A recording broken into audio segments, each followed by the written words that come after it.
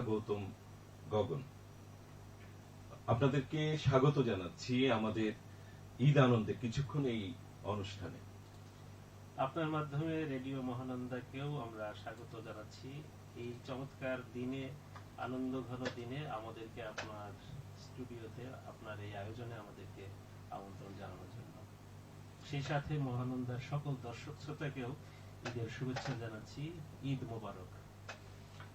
শ্রোতা বন্ধু, আপনারা নিশ্চয়ই আমাদের অতিথির পরিচয় পেয়েছেন, যিনি চাঁপাইনবাবগঞ্জকে তার সুদক্ষ হাতে, বুদ্ধিমত্তায় এবং কৌশলে নিরাপদ রেখেছেন।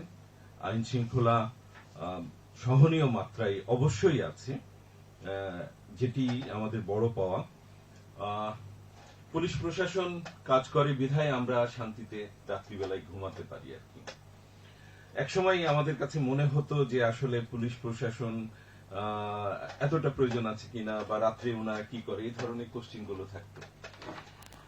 আপনিও নিশ্চয় এক সময় পুলিশ প্রশাসনের সাথে যুক্ত ছিলেন না, কিন্তু বড় হওয়ার পর, আমার নিজের বড় হওয়ার পর মনে হয়েছে যে ওনারা আছেন বিধায় আমরা কিন্তু শান্তিতে ঘুমাতে পারি, পথ চলতে পারি। কিছু তো সিকোয়েন্স আছে, ব্যাড সিকোয়েন্স আছে, এটা থাকে, সেই জন্যই তো আইন আছে, আইনের প্রয়োগের বিষয়টা আছে এবং পুলিশ প্রশাসনের বিষয়টা আছে। পুলিশে যুক্ত হওয়ার সময় আপনার কি মনে হয়েছে যে আসলে আপনি এই বাহিনী, এই আইন শৃঙ্খলা বাহিনীতে যুক্ত হয়ে কি মনে হলো যে আসলে কি পরিবর্তনটা আপনার মনের মধ্যে, কাজের মধ্যে? দেখুন, আমার ছোটবেলা থেকে স্বপ্ন তো বয়সের সাথে সাথে পরিবর্তন হয়। তো যখন আমি বিসিএস পরীক্ষা অ্যাটেন্ড করব, তার আগে চয়েস দিতে হয়, 28টা ক্যাডার থাকে, চয়েস দিতে হয়। তো এই সময় এসে আমার কাছে মনে হলো যে জনগণের খুব কাছাকাছি পৌঁছানোর জন্য সবচেয়ে ভালো ক্যাডার হচ্ছে, উপযুক্ত ক্যাডার হচ্ছে পুলিশ ক্যাডার। সবারই কাজ করার সুযোগ থাকে, জনগণের সেবা করার সুযোগ থাকে, কিন্তু আমরা একমাত্র সংস্থা বা ক্যাডার বা পুলিশ বিভাগ যারা 24 ঘন্টা কাজের ব্রত নিয়ে আমরা এই পুলিশে যোগদান করি। আমাদের মতো এরকম সুযোগ আর কারো থাকে না। জনগণের একেবারে, আমরা বলি যে একেবারে জন্ম থেকে, একটা মানুষের জন্ম থেকে মৃত্যু পর্যন্ত তার জীবনের প্রত্যেকটা ধাপে পুলিশের কোনো না কোনো প্রয়োজনীয়তা রয়েছে, এবং পুলিশ সমাজের এইরকম ছোট ছোট প্রত্যেকটা কাজে প্রয়োজন পড়ে। এরকম একটা জায়গায় আসার উদ্দেশ্য নিয়েই আমার পুলিশে যোগদান করা। আপনার পুলিশের যোগদান নিশ্চয়ই আগামীতে আরো সাফল্যমণ্ডিত হবে, এবং নিশ্চয়ই এর মধ্যে যেমন আপনি যেমন একজন নারীকে উদ্ধার করেছেন, যেটা আপনার কর্মজীবনের একটা অন্যতম ঘটনা হিসাবে আমরা দেখছি। আপনি পুলিশের যে বিভিন্ন দপ্তরগুলো আছে, পিবিআই, ডিএমপি, এইসব দপ্তরগুলোতে কাজ করেছেন। আপনার কাছে আসবো, কিন্তু তার আগে আমরা চলে যাব এখন আমাদের আরো যারা অতিথি আছে তাদের কাছে। বৌদি বলি, বৌদি চাঁপাইনবাবগঞ্জে কি প্রথম আসছেন? না, ফার্স্ট টাইমে না, মানে আমার হাজবেন্ডের সূত্রে ও যখন এখানে আসলেন তখন ফার্স্ট টাইম ছিল। আচ্ছা, কেমন লাগছে? খুবই ভালো লাগছে। জিবিটি শহর প্রথম আসছিলেন তখন তো আম ছিল না, নাম ছিল না, এখন আম আছে। আম কি ধরে দেখেছেন গাছে ঝুলছে? হ্যাঁ, ধরেও দেখেছি। এটা কি চাঁপাইনবাবগঞ্জে প্রথম কিনা, না আপনার দেশের বাড়ি বা আপনার কর্মস্থল বা আপনি যেখানে বড় হয়েছেন সেখানে প্রথম গাছে ঝুলা আম ধরেছেন? এটা তো ছোটবেলায়, ছোটবেলা বাড়িতে, আমাদের ছোটবেলা কেটেছে গ্রামে, দাদা বাড়িতে সৌভাগ্য হয়েছে। কোথায় সেটা? এটা মাগুরাতে। তাহলে এবার মেয়ের কাছ থেকে জানতে চাই যে আমাদের কন্যা কি বলে যে চাঁপাইনবাবগঞ্জ সম্পর্কে। চাঁপাইনবাবগঞ্জ গ্রাম গ্রাম লাগে না শহর লাগে? চাঁপাইনবাবগঞ্জ খুবই একটা ভালো একটা শহর। এখানে শহর গ্রাম মিলিয়ে ভালোই লাগে। একটা আলাদা মিশ্রণ আর কি, নাকি? মিশেল, গ্রাম গ্রাম শহরের একটা মিশেল। আর গর্গ কি বলে? হ্যাঁ, আমারও ভালো লাগে আম গাছ অনেক। ভাই বোনের মধ্যে মানে কেমন খুনসুটি হয় দুজনের মধ্যে? কে বেশি পারে? তুমি আমার বাসায় আমার ছেলেমেয়েরা কিন্তু হাত চালাই একে অপরে, কে বেশি হাত চালাই? না হাত ছাড়া এটা আমরা হাত চালাই মারামারি না। করে মুখ না। চালায় হাত চালায় না, মুখ চলে। তো শ্রোতা বন্ধু, যেহেতু আমরা ঈদ আনন্দে কিছুক্ষণ কিছু গান, কিছু কথা, কিছু আজকে নতুন ভাবে আমরা শ্রুতি নাটক শুনবো আর কি, আমাদের অতিথি এরা পারফর্ম করেছে সেই বিষয়ে। তো প্রথমে আমরা একটা গান শুনতে চাই, কোন গানটি শুনবো? আমি করব। আপনাকে দিয়ে শুরু আচ্ছা, করি। তাহলে আমি মনমোহন রায়ের একটি গান, শিল্পী বাপ্পা মজুমদার, আমাদের বিখ্যাত একজন শিল্পী বাংলাদেশের, বেনানন্দ, এই বেনানন্দ। গানটি আমি দিয়ে শুরু করছি। শ্রোতা বন্ধু, তাহলে আমাদের অতিথি চাঁপাইনবাবগঞ্জের সুযোগ্য পুলিশ সুপার গৌতম কুমার বিশ্বাসের প্রথম গানটি শুনে নি, বেনানন্দ। শিল্পী বাপ্পা মজুমদার লিখেছেন মনমোহন রয়। আমরা শুনে আসি সেই গানটি।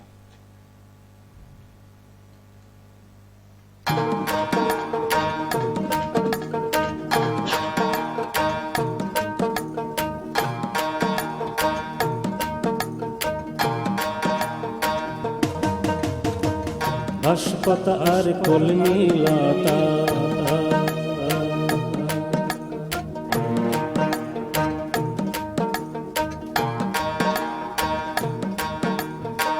বাঁশপাতা আর কলমি লতা, গহীন জলে ভাসে রে, হাজার রঙের স্বপ্ন হাসে বেনানন্দের প্রাণেতে।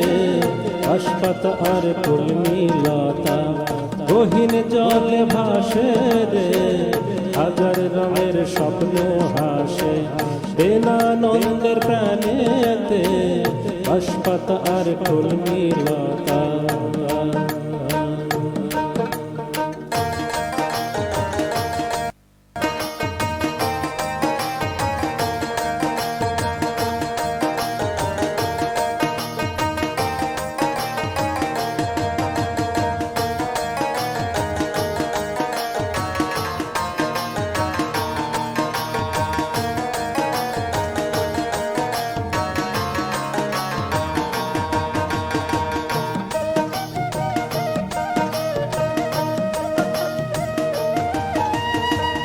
এবার মলে সোনা হব, স্বর্ণকারের দোকানে যাব। এবার মলে সোনা হব গো,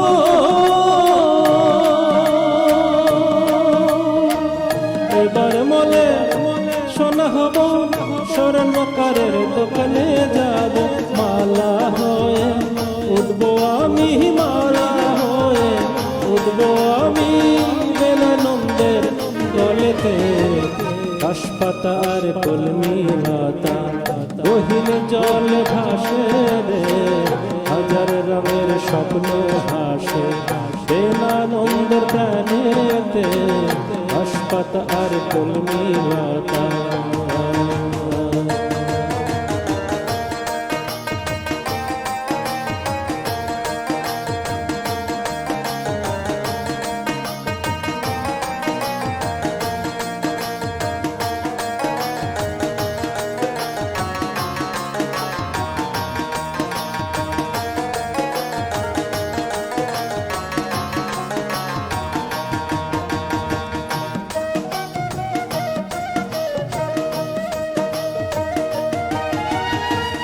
এবার মলে সুত হব, তাঁতির ঘরে জন্ম নেব। এবার মলে সুত হব গো,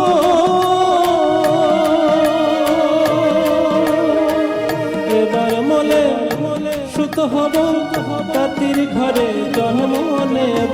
শাড়ি হয়ে উঠবো আমি, শাড়ি হয়ে উঠবো আমি বেনানন্দের অঙ্গেতে।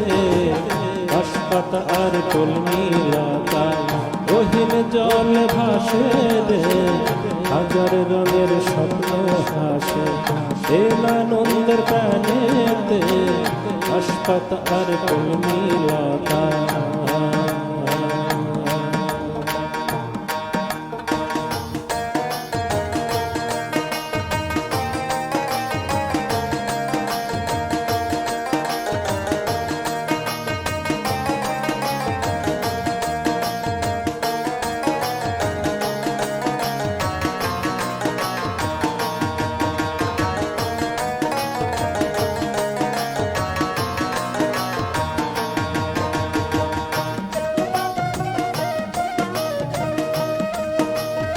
এবার মলে মাটি হব তোমার ঘরে জন্ম নেব এবার মলে মাটি হব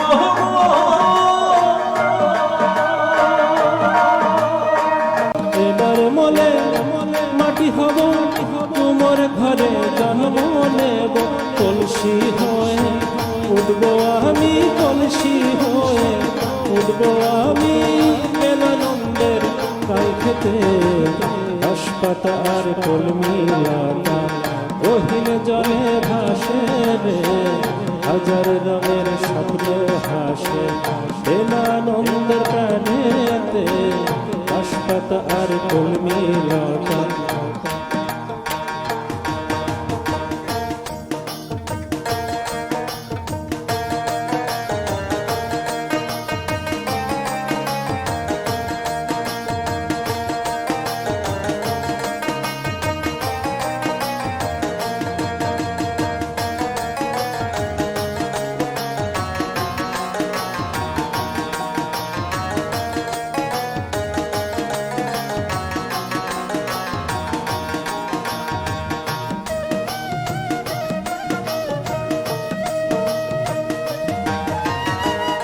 এবার মলে মাটি হব তোমার ঘরে জন্ম নেব এবার মলে মাটি হব গো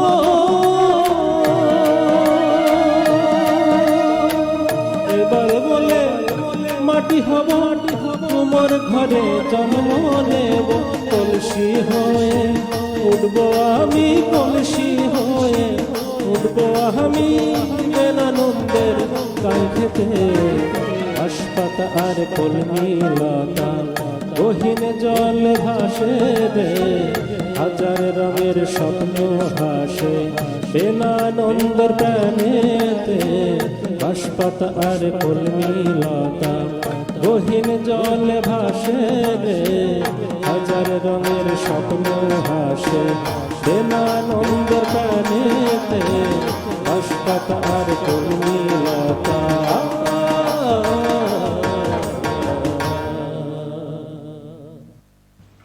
শ্রোতা বন্ধু, আমরা প্রথম গানটি শুনলাম আমাদের অতিথির কণ্ঠে। কেমন লাগলো জানি না আপনারা, তবে এখানে আমরা লাইভ ফেসবুকে যে লাইভ যাচ্ছে সেখানে আপনারা বলেছেন ভালো লাগছে। মালয়েশিয়া থেকে হজরত নামে একজন আমাদের শ্রোতা আছেন, দর্শকও এই মুহূর্তে তিনি, কারণ রেডিও এখন অডিও ভিজুয়াল। হজরত মোহাম্মদ হজরত লিখেছেন মালয়েশিয়া থেকে দেখছি, আবার লিখেছেন আজকে কি কমেন্টের উত্তর পাওয়া যাবে দাদা আর কি। আমাদের অতিথিকেই বলেছে আর কি। ঈদের সময় ঈদ পুজো যেমন সার্বজনীন, ঈদও তো সার্বজনীন আমার কাছে মনে হয়। আমি যেটুকু মনে করি যে ধর্ম যার যার, উৎসব সবার। এটাই আমাদের দেশের একটি মানে বড় ফ্লেভার এই জায়গাটাই, যে আমাদের দেশের সাম্প্রদায়িক যে সম্প্রীতি, রোজা পূজা বা ধর্ম যার যার, উৎসব সবার, এই কথার মধ্যে দিয়ে আমাদের আসলে বাঙালির যে সহমর্মিতা বা ধর্মীয় একাত্মতা, এই কথাটা একটা বড় প্রকাশ পায়।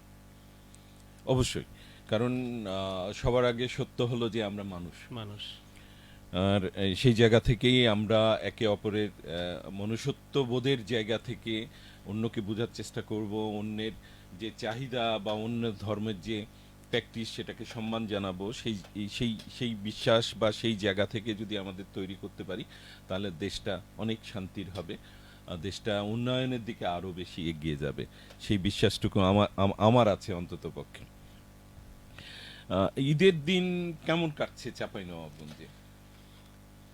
কাজের মধ্যে দিয়ে কাটবে জানি। ঈদের দিন আসলে আমি দর্শক শ্রোতাদেরকে একটি বিষয় বলতে চাই, যেটা শুরুতেই বলছিলাম, যে আমাদের পুলিশের চাকরিতে আমাদের কর্মঘণ্টার কথা।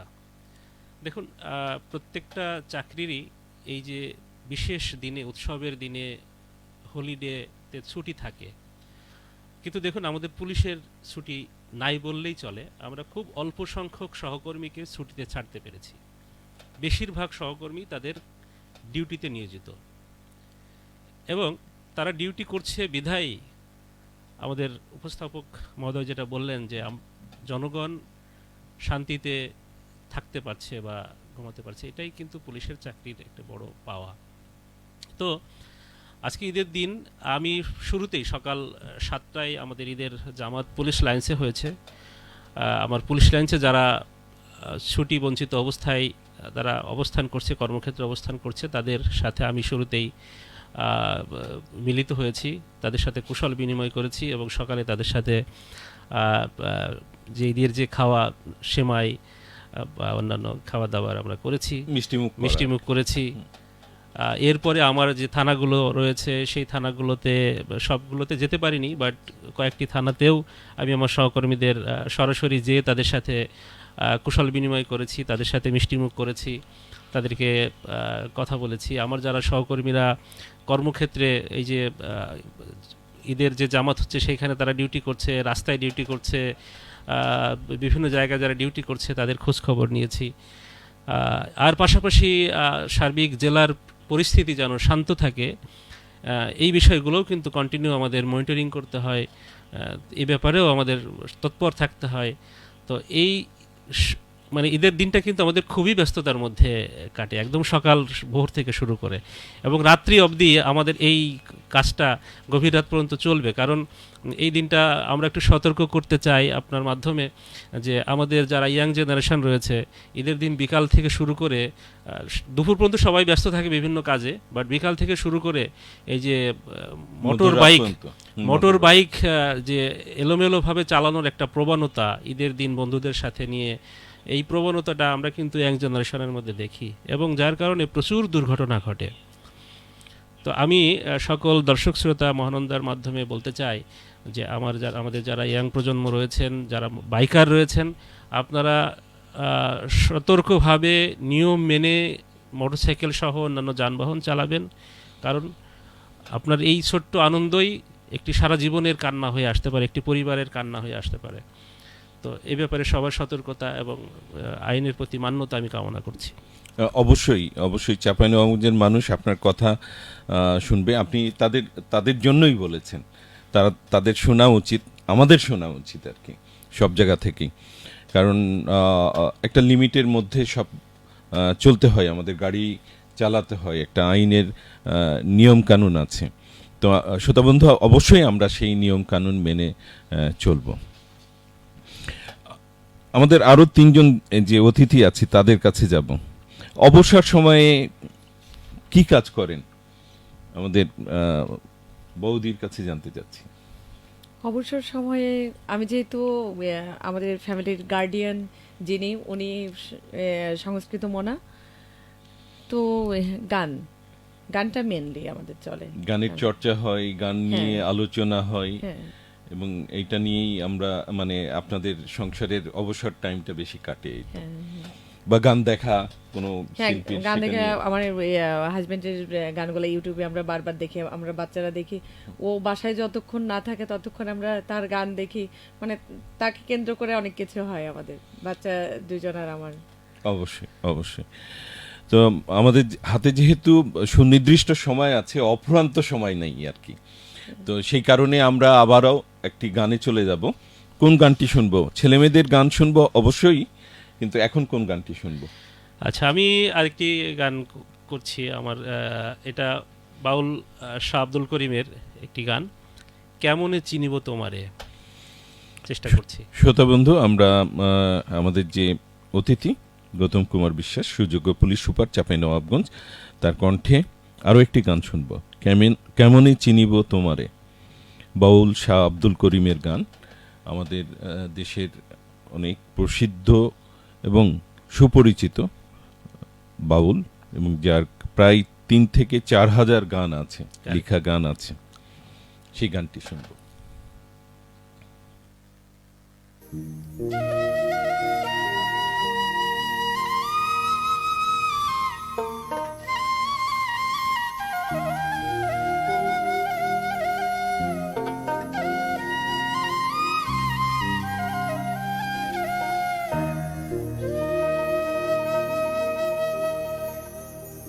দেখা দাও না, কাছে নাও না, আর কত থাকি দূরে,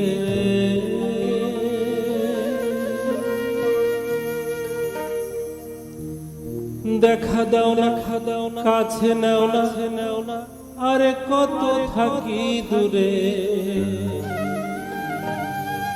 কেমনে চিনিব তোমারে মুর্শিদ ধন হে,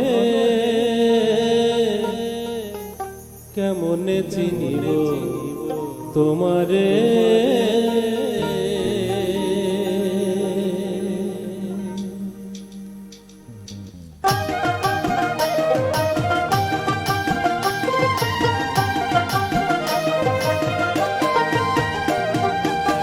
দেখা দাও না কাছে নাও না, আর কত থাকি দূরে, দেখা দাও না কাছে নাও না, আর কত থাকি দূরে, কেমনে চিনিব তোমারে মুর্শিদ ধন হে, কেমনে চিনিব তোমারে।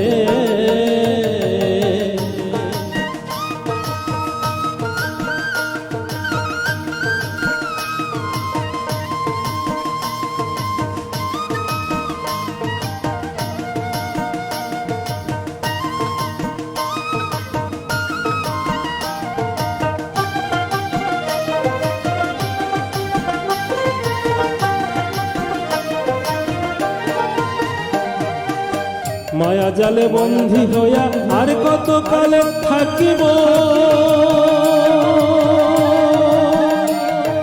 মনে ভাবি সব ছাড়িয়া তোমারে খুঁজে নেব, তোমারে খুঁজে নেব। মায়া জালে বন্ধি হইয়া আর কত কালে থাকিব, মনে ভাবি সব ছাড়িয়া তোমারে খুঁজে নেব, তোমারে খুঁজে নেব। আশা রাখি আলো পাবো ডুবে যায় অন্ধকারে,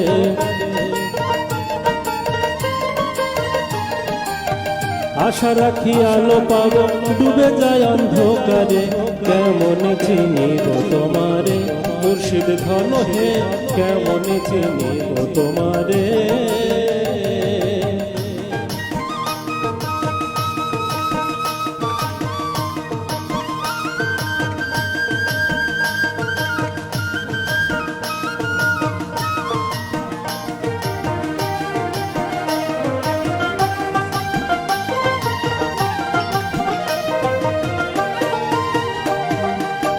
তন্ত্র মন্ত্র পড়ে দেখি তার ভিতরে তুমি না, শাস্ত্র গ্রন্থ পড়ি যত আরো দূরে সরে যায়, আরো দূরে সরে যায়। তন্ত্র মন্ত্র পড়ে দেখি তার ভিতরে তুমি নাই, শাস্ত্র গ্রন্থ পড়ি যত আরো দূরে সরে যায়, আরো দূরে সরে যায়। কোন সাগরে খেলতে ছোলাই ভাবতেছি তাই অন্তরে, কোন সাগরে খেলতে ছোলাই ভাবতেছি তাই অন্তরে, কেমনে চিনিব তোমারে মুর্শিদ ধন হে, কেমনে চিনিব তোমারে।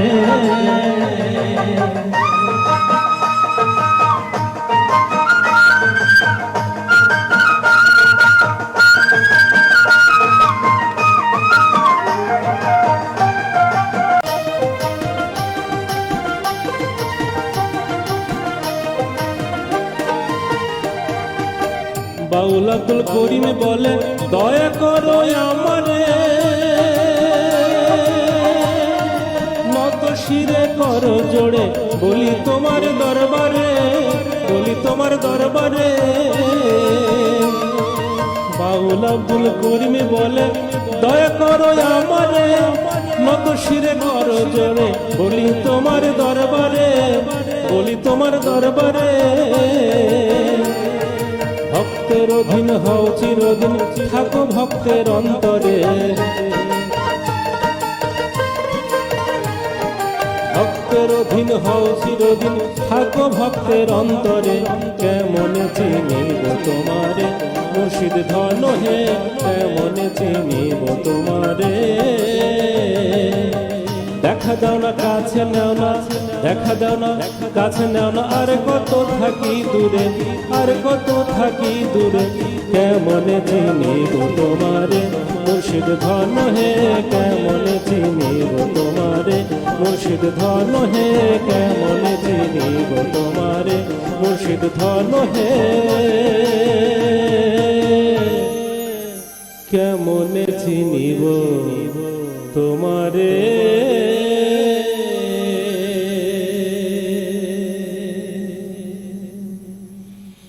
শ্রোতা বন্ধু, আমরা আরো একটি গান শুনলাম, মুর্শিদ কেমনে চিনিব তোমারে, আধ্যাত্মিক গান। দেখা দাও না কথা কও না, কেমনে চিনিব তোমারে। কি মনে হয়, দেখা দাও না কথা কও না ফিলটা কোন জায়গা থেকে আসে বলে মনে হয়? গান গাওয়ার সময় কেমন ফিল আসে, আর এখন যে গান গাইলেন, গান গাওয়ার পর কখনো শুনেন তো নিশ্চয়, তখন কি ফিল আসে? আসলে গানের মধ্যে না ঢুকতে পারলে গানটা ঠিক আসে না। তো একটা গানকে যদি পুরোপুরি ফিল করা যায়, কথার সাথে যদি একাত্ম হওয়া যায়, তাহলেই গানটা কিন্তু পরিপূর্ণরূপে কণ্ঠ দিয়ে আসে। তো আমি আসলে ওই মাপের, অত বড় মাপের শিল্পী নই, তারপরেও চেষ্টা করি। যেমন এখানে এক সৃষ্টিকর্তা যিনি আছেন, আমাদের স্রষ্টা, তাকে আমরা দেখতে পাই না, কিন্তু আমরা তাকে চেনার চেষ্টা করি, খোঁজার চেষ্টা করি, পাওয়ার চেষ্টা করি, তাকে আরাধনার মাধ্যমে তাকে কাছে পাওয়ার চেষ্টা করি, তার সান্নিধ্য পাওয়ার চেষ্টা করি। তো এই বিষয়গুলো ফিল করে যদি গানটা করা যায়, তাহলেই পরিপূর্ণভাবে মানে গানটা কণ্ঠ দিয়ে আসে আর মানুষের হৃদয়ে পৌঁছানো যায়। তো এই ভাবনাগুলো তো থাকেই সবার মনেই। অবশ্যই। আমরা আরো একটি গান শুনতে চাই, সেই গানটি কার কার কাছ থেকে শুনবো? এবার গীতিময় গৌতম গর্গ আমার ছেলে। আচ্ছা, কোন গান শোনাবে? গীতিময় গৌতম গর্গ। আমি এবার গাবো ফকির লালন সাজির একটি গান, সব লোকে কয় লালন কি জাত। তোমার কি লালনের গান গাইতে ভালো লাগে না অন্য হ্যাঁ, গান? লালন বেশি ভালো লাগে। তাহলে শ্রোতা বন্ধু, আমরা আমাদের আজকের অতিথি কণ্ঠে আরো একটি গান শুনবো। নতুন মানুষ, আমাদের কি বলবো, মাস্টার গীতিময় গৌতম গর্গ, তার কাছ থেকে লালনের একটি গান শুনব।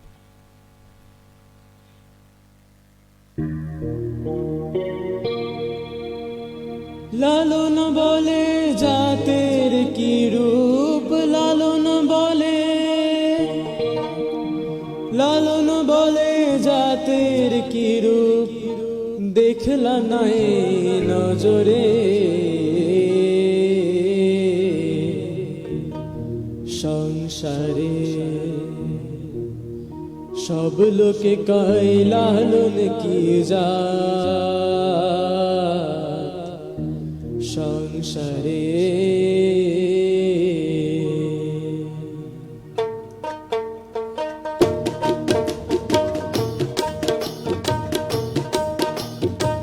সব লোকে কয় লালন কি জাত, সংসারে সব লোকে কয় লালন কি জাত, সংসারে লালন বলে জাতের কি রূপ, লালন বলে জাতের কি রূপ, দেখলাম না এই নজরে, সব লোকে কয় লালন কি জাত, সংসারে সব লোকে কয় লালন কি জাত, সংসারে।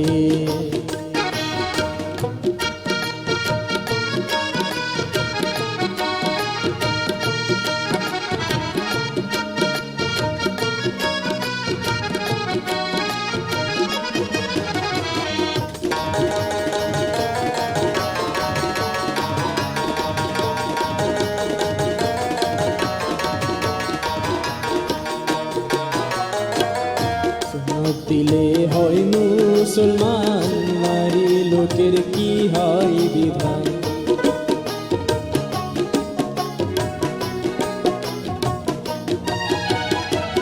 সুন্নত দিলে হয় মুসলমান, নারী লোকের কি হয় বিধান, বামন চিনি পইতে প্রমাণ, বামন চিনি পইতে প্রমাণ, দান্নি চিনি কিসেরে, সব লোকে কয়, সব লোকে কয় লালন কি জাত, সংসারে সব লোকে কয় লালন কি জাত সংসারে।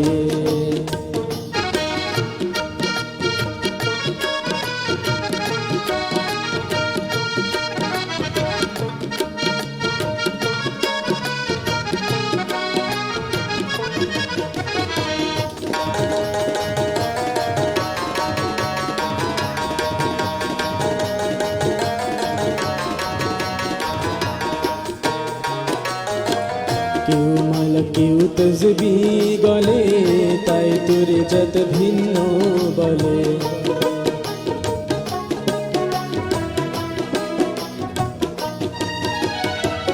কেউ মালা কেউ তসবি গলে, তাই তোরে যত ভিন্ন বলে।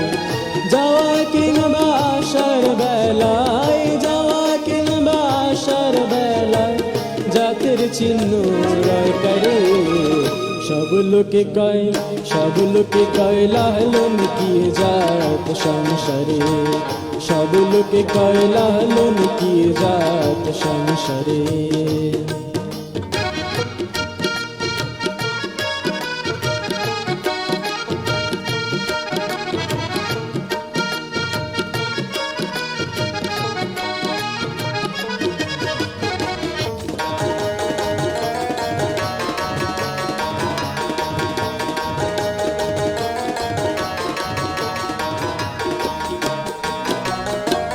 জগৎ জুড়ে জাতের কথা গল্প করে যথা তথা।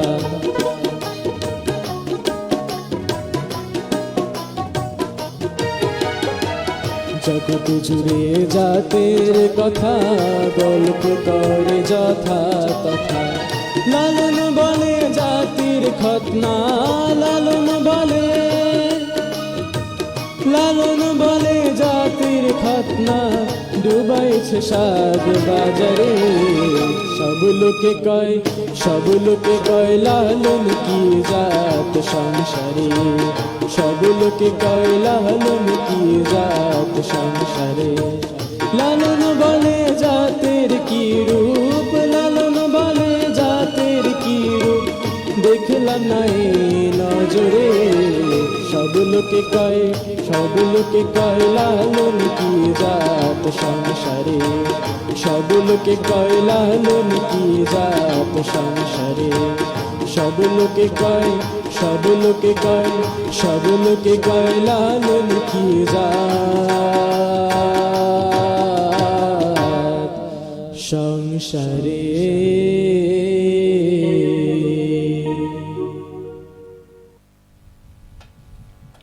শ্রোতাবন্ধু, গীতিময় গৌতম গর্গর আমরা একটা গান শুনলাম, লালন গীতি। আমার কাছে ভালো লেগেছে। তোমার কেমন লাগলো সবকিছু মিলিয়ে? আমার নিজের গান শুনতে রেকর্ড করা ভালোই লাগলো। তোমাকে তুমি উৎসাহ পাচ্ছ, এটা আমাদের জন্য বড় পাওয়া। আগামীতে তুমি এই চর্চার মধ্যে যদি থাকো, নিশ্চয়ই আরো বড় শিল্পী হতে পারবা এবং বড় জায়গায় আরো গান গাইতে পারবা। আমরা তো রেডিও মহানন্দা কমিউনিটি রেডিও, সেই কমিউনিটি রেডিওতে এসে তুমি গাইছো, সেটার জন্য আমরা তোমাকে অশেষ কৃতজ্ঞতা জানাচ্ছি এবং ধন্যবাদ জানাচ্ছি যে তুমি সাহস করে আমাদের সাথে আছো এবং গান গাইলা, এবং সেটি আমাদের দর্শক এবং শ্রোতা সবাই শুনলো। আমার মনে হয় যে সবার পছন্দ হয়েছে। এখানে আমাদের ফেসবুকে অনেকে অনেক ধরনের কমেন্টস করছে, সব কমেন্টস নেওয়া আমাদের পক্ষে সম্ভব না। সোনিয়াশীল একটা কোশ্চিন করেছিল যে পুলিশ প্রশাসন কাজ আপনার এবং সাথে সাথে এই গান চর্চা, এইটা কেমন লাগে বা এই প্রসঙ্গে এটাকে সিকোয়েন্সটা কিভাবে আসে। আরেকজন আলিয়া ফেরদৌস বলেছেন, একদিকে জেলার দায়িত্ব, অন্যদিকে সাংস্কৃতিক চর্চা, কোনটা বেশি আকর্ষণ করে? দুটো একটু একটু একটু কোশ্চিনটা একটু ভিন্ন ধরনের, তারপরও কাছাকাছি। আমি আসলে খুব ছোটবেলা থেকেই গান করি, একেবারেই ছোটবেলা থেকেই। আমার মায়ের কাছে আমার হাতে খড়ি, এবং গান শেখার মাধ্যমটা শুধুমাত্র যে পরিবারের কাছে শিখেছি তা না। আমি একটা সংগঠনের সাথেও, আমার গ্রামের সংগঠন ছিল, সেই সংগঠনের সাথেই সম্পৃক্ত ছিলাম। তো সংগঠন সাথে একটু বলে দেন কোন জেলার মানুষ আপনি, কোন আমি উপজেলা? মাগুরা জেলা শালিখা উপজেলার সিংড়া আমার গ্রাম। তো আমার সিংড়া গ্রামটা খুবই কালচারালি ডেভেলপড। আমার এই প্রত্যন্ত গ্রাম, একদম নিভৃত গ্রাম বলতে যা বোঝায়, সেই গ্রামের মতো জায়গায় আমাদের 3টা সাংস্কৃতিক সংগঠন ছিল আমার গ্রামে। তো স্বাভাবিকভাবেই আমাদের গ্রামে কিন্তু রবীন্দ্র জয়ন্তী, নজরুল জয়ন্তী থেকে শুরু করে 21শে ফেব্রুয়ারি, 16 ডিসেম্বর সমস্ত প্রোগ্রামগুলোই আমাদের খুব কম্পিটিশন আকারে হতো। তো তখন থেকেই সঙ্গীত চর্চা পাশাপাশি সাংগঠনিক তৎপরতা, এই উভয়টা আমার মধ্যে মানে আমি সেখান থেকে পাই। এরপরে পুলিশে আসলাম। তো পুলিশে এসে গানটাকে আমি খুবই একটা উপযুক্ত হাতিয়ার হিসাবে ব্যবহার করতে পেরেছি। সেটা কেমন, আপনারা সবাই শুনে থাকবেন যে আমাদের এখন একটা অন্যতম স্লোগান হচ্ছে পুলিশই জনতা, জনতাই পুলিশ। অর্থাৎ জনগণকে সম্পৃক্ত করে আধুনিক পুলিশিংটা মানে চলছে। কমিউনিটি রেডিও সেরকম community correct, policing. Community policing. তো আগে যে কলোনিয়াল পুলিশিং ছিল, সেখানে পুলিশ ছিল একটা লাঠিয়াল বাহিনী, পুলিশ এবং জনগণের মধ্যে একটা দূরত্ব ছিল। কিন্তু এখন কিন্তু পুলিশিংটা চেঞ্জ হয়েছে। কমিউনিটি পুলিশিং যেটা বোঝায় সেটা হচ্ছে জনতার সাথে সম্পৃক্ত হয়ে পুলিশিং করা। তা আমি যেটা মনে করি যে গানের চেয়ে আর অন্য কোনো ভালো মাধ্যম নেই যে একেবারে রুট লেভেলের জনগণের সাথে খুব দ্রুত সম্পৃক্ত হয়ে যাওয়া একজন মানুষের। আমি পুলিশিং করতে গিয়ে দেখেছি কোথাও যদি, এই যে আজকে মহানন্দাতে আমি গান করছি, আমি বিশ্বাস করি যে এই মানে অঞ্চলের মানুষ আমাকে খুব দ্রুতই তাদের কাছাকাছির একজন মানুষ হিসেবে আমাকে গ্রহণ করবে, যেটা আমি শুধুমাত্র পুলিশিং করে আমার দ্বারা সম্ভব ছিল না। প্রত্যেক মানুষের দোরগোড়ায় পৌঁছানো বা তারা আমাদের কাছে আসা, এটার তো একটা লিমিটেশন আছে। বাট এই যে গানের মাধ্যমে যেটা কাছে পৌঁছানো, এটার কোনো লিমিটেশন নাই। শত শত হাজার হাজার দর্শক শ্রোতা এই অনুষ্ঠানটা দেখছে। বা আমি যদি কোনো স্টেজ প্রোগ্রামে কোথাও গান করি, আমি পহেলা বৈশাখে গান করলাম আমাদের যে চাঁপাইনবাবগঞ্জের যেটা আয়োজন ছিল, সেখানে হাজার হাজার দর্শক আমার গান শুনলো। এবং আমি পরেও ফিডব্যাক পেয়েছি, আমাকে অনেকেই বলেছে স্যার আপনার গান শুনেছি, ভালো লেগেছে। এই যে তাদের হৃদয়ের কাছাকাছি পৌঁছানো, এটা পুলিশিংয়ে অত্যন্ত জরুরি একটা বিষয়। কারণ মানুষ যদি তার মনের কথা পুলিশকে না বলতে পারে, তাহলে সে কিন্তু অপরাধটাকে হজম করে নেয়। মানে সে যে একটা ইসের শিকার, বঞ্চনার শিকার বা অপরাধের শিকার, সে অনেক সময় আমাদের দেশের কালচার যেটা, যে মানে অনেক বঞ্চিত হয়েও, অনেক নির্যাতিত হয়েও পুলিশের কাছে যাতে একসময় ভয় পেত বা প্রশাসনের কাছে যেতে মানুষ ভয় পেত। এই জায়গাটাই কিন্তু আমার সাথে আমি দেখেছি যে আমার সাথে ভয়ের জায়গাটার দূরত্বটা কমে গিয়েছে শুধুমাত্র এই গানের কারণে আমার। অবশ্যই অবশ্যই। এবং এই পুলিশই জনতা, জনতাই পুলিশ, অর্থাৎ জনতা তার ভয়হীনভাবে পুলিশের সাথে মিশবে এবং আইন শৃঙ্খলা রক্ষায় তারা পুলিশের সাথে সাথে কাঁধে কাঁধ মিলিয়ে কাজ করবে। এই জায়গা থেকেই আরো বেশি আপনার এই গানটাকে বা সংস্কৃতি চর্চাটাকে ওই জায়গায় নিয়ে যাচ্ছে আর কি, আরো ভালোভাবে মানুষের কাছে যাওয়ার জন্য। একজন এইখানে ফেসবুকে আমরা দেখছি যে লাইভ প্রোগ্রাম দেখছে অনেকেই, আর আমাদের অতিথি তো আমাদের বৌদি আছেন ইতি টিকাদার, ওনার কাছে গান শুনতে চেয়েছেন। আমাদের শ্রোতাদের জন্য গান শুনবো নাকি আপনার কাছ থেকে এবারের আয়োজনে আমরা আপনার কাছেই থাকবো আর কি, কি মনে হয়? ধন্যবাদ। আমার প্রিয় দর্শকের জন্য একটা শ্রুতি নাটক। শ্রুতি নাটক আসলে ও কিন্তু আমি একটু বলি ওর হয়ে, যে ও গান করে কিন্তু অল্প করে, কিন্তু ওর কয়েকটি বিশেষ গুণ আছে। সেটা হচ্ছে ও ভালো নাচতে পারে, নৃত্যশিল্পী। সেটা তো রেডিও দেখানো সম্ভব না। তো এই জন্যই ওর প্রস্তুতিটা অনেকটা এরকম, যে আবৃত্তি বা শ্রুতি নাটক আমি ওর সাথে মিলে বা ওর সাথে আমি সঙ্গ দিয়ে আমরা দুজনেই মিলে একটি শ্রুতি নাটক করতে চাই। আমি বলি নাম কি? না, এই শ্রুতি নাটকটির নাম পাকা দেখা। পাকা দেখা লিখেছেন স্বপন গাঙ্গুলি। প্রেক্ষাপটটা একটু দর্শকদের বোঝার সুবিধার্থে আমি বলি যে আমাদের বাঙালি সমাজে আসলে মেয়ে দেখার একটা বিশেষ রীতি প্রচলিত ছিল, এখনো আছে। তো এটা আমাদের উপমহাদেশের একটি বিশেষ রীতি, যে আমরা মেয়ে দেখতে যাই, মেয়ে দেখতে গেলে মেয়ের তাকে খুঁটিয়ে খুঁটিয়ে দেখা, চুলটা খুলে দেখা, হাঁটিয়ে দেখা, তারপরে মেয়ের কণ্ঠ শোনা। কণ্ঠ শোনা, রান্না কেমন করে জানার চেষ্টা করা, মানে অনেক কিছু খুঁটিয়ে খুঁটিয়ে আমরা মেয়েকে ভাইবা নেওয়ার মতো নিই। তো এইটা নিয়ে এবং ঠিক একইভাবে কন্যাপক্ষও ছেলেপক্ষকে খুশি করার জন্য তাদের যে আয়োজন, কোথাও কোনো ঘাটতি থাকে না।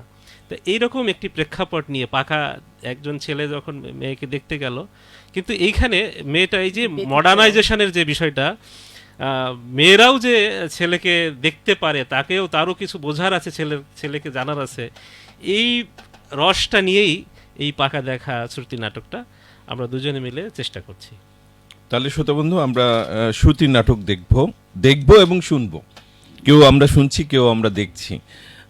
রেডিও এখন অডিও ভিজুয়াল হয়েছে।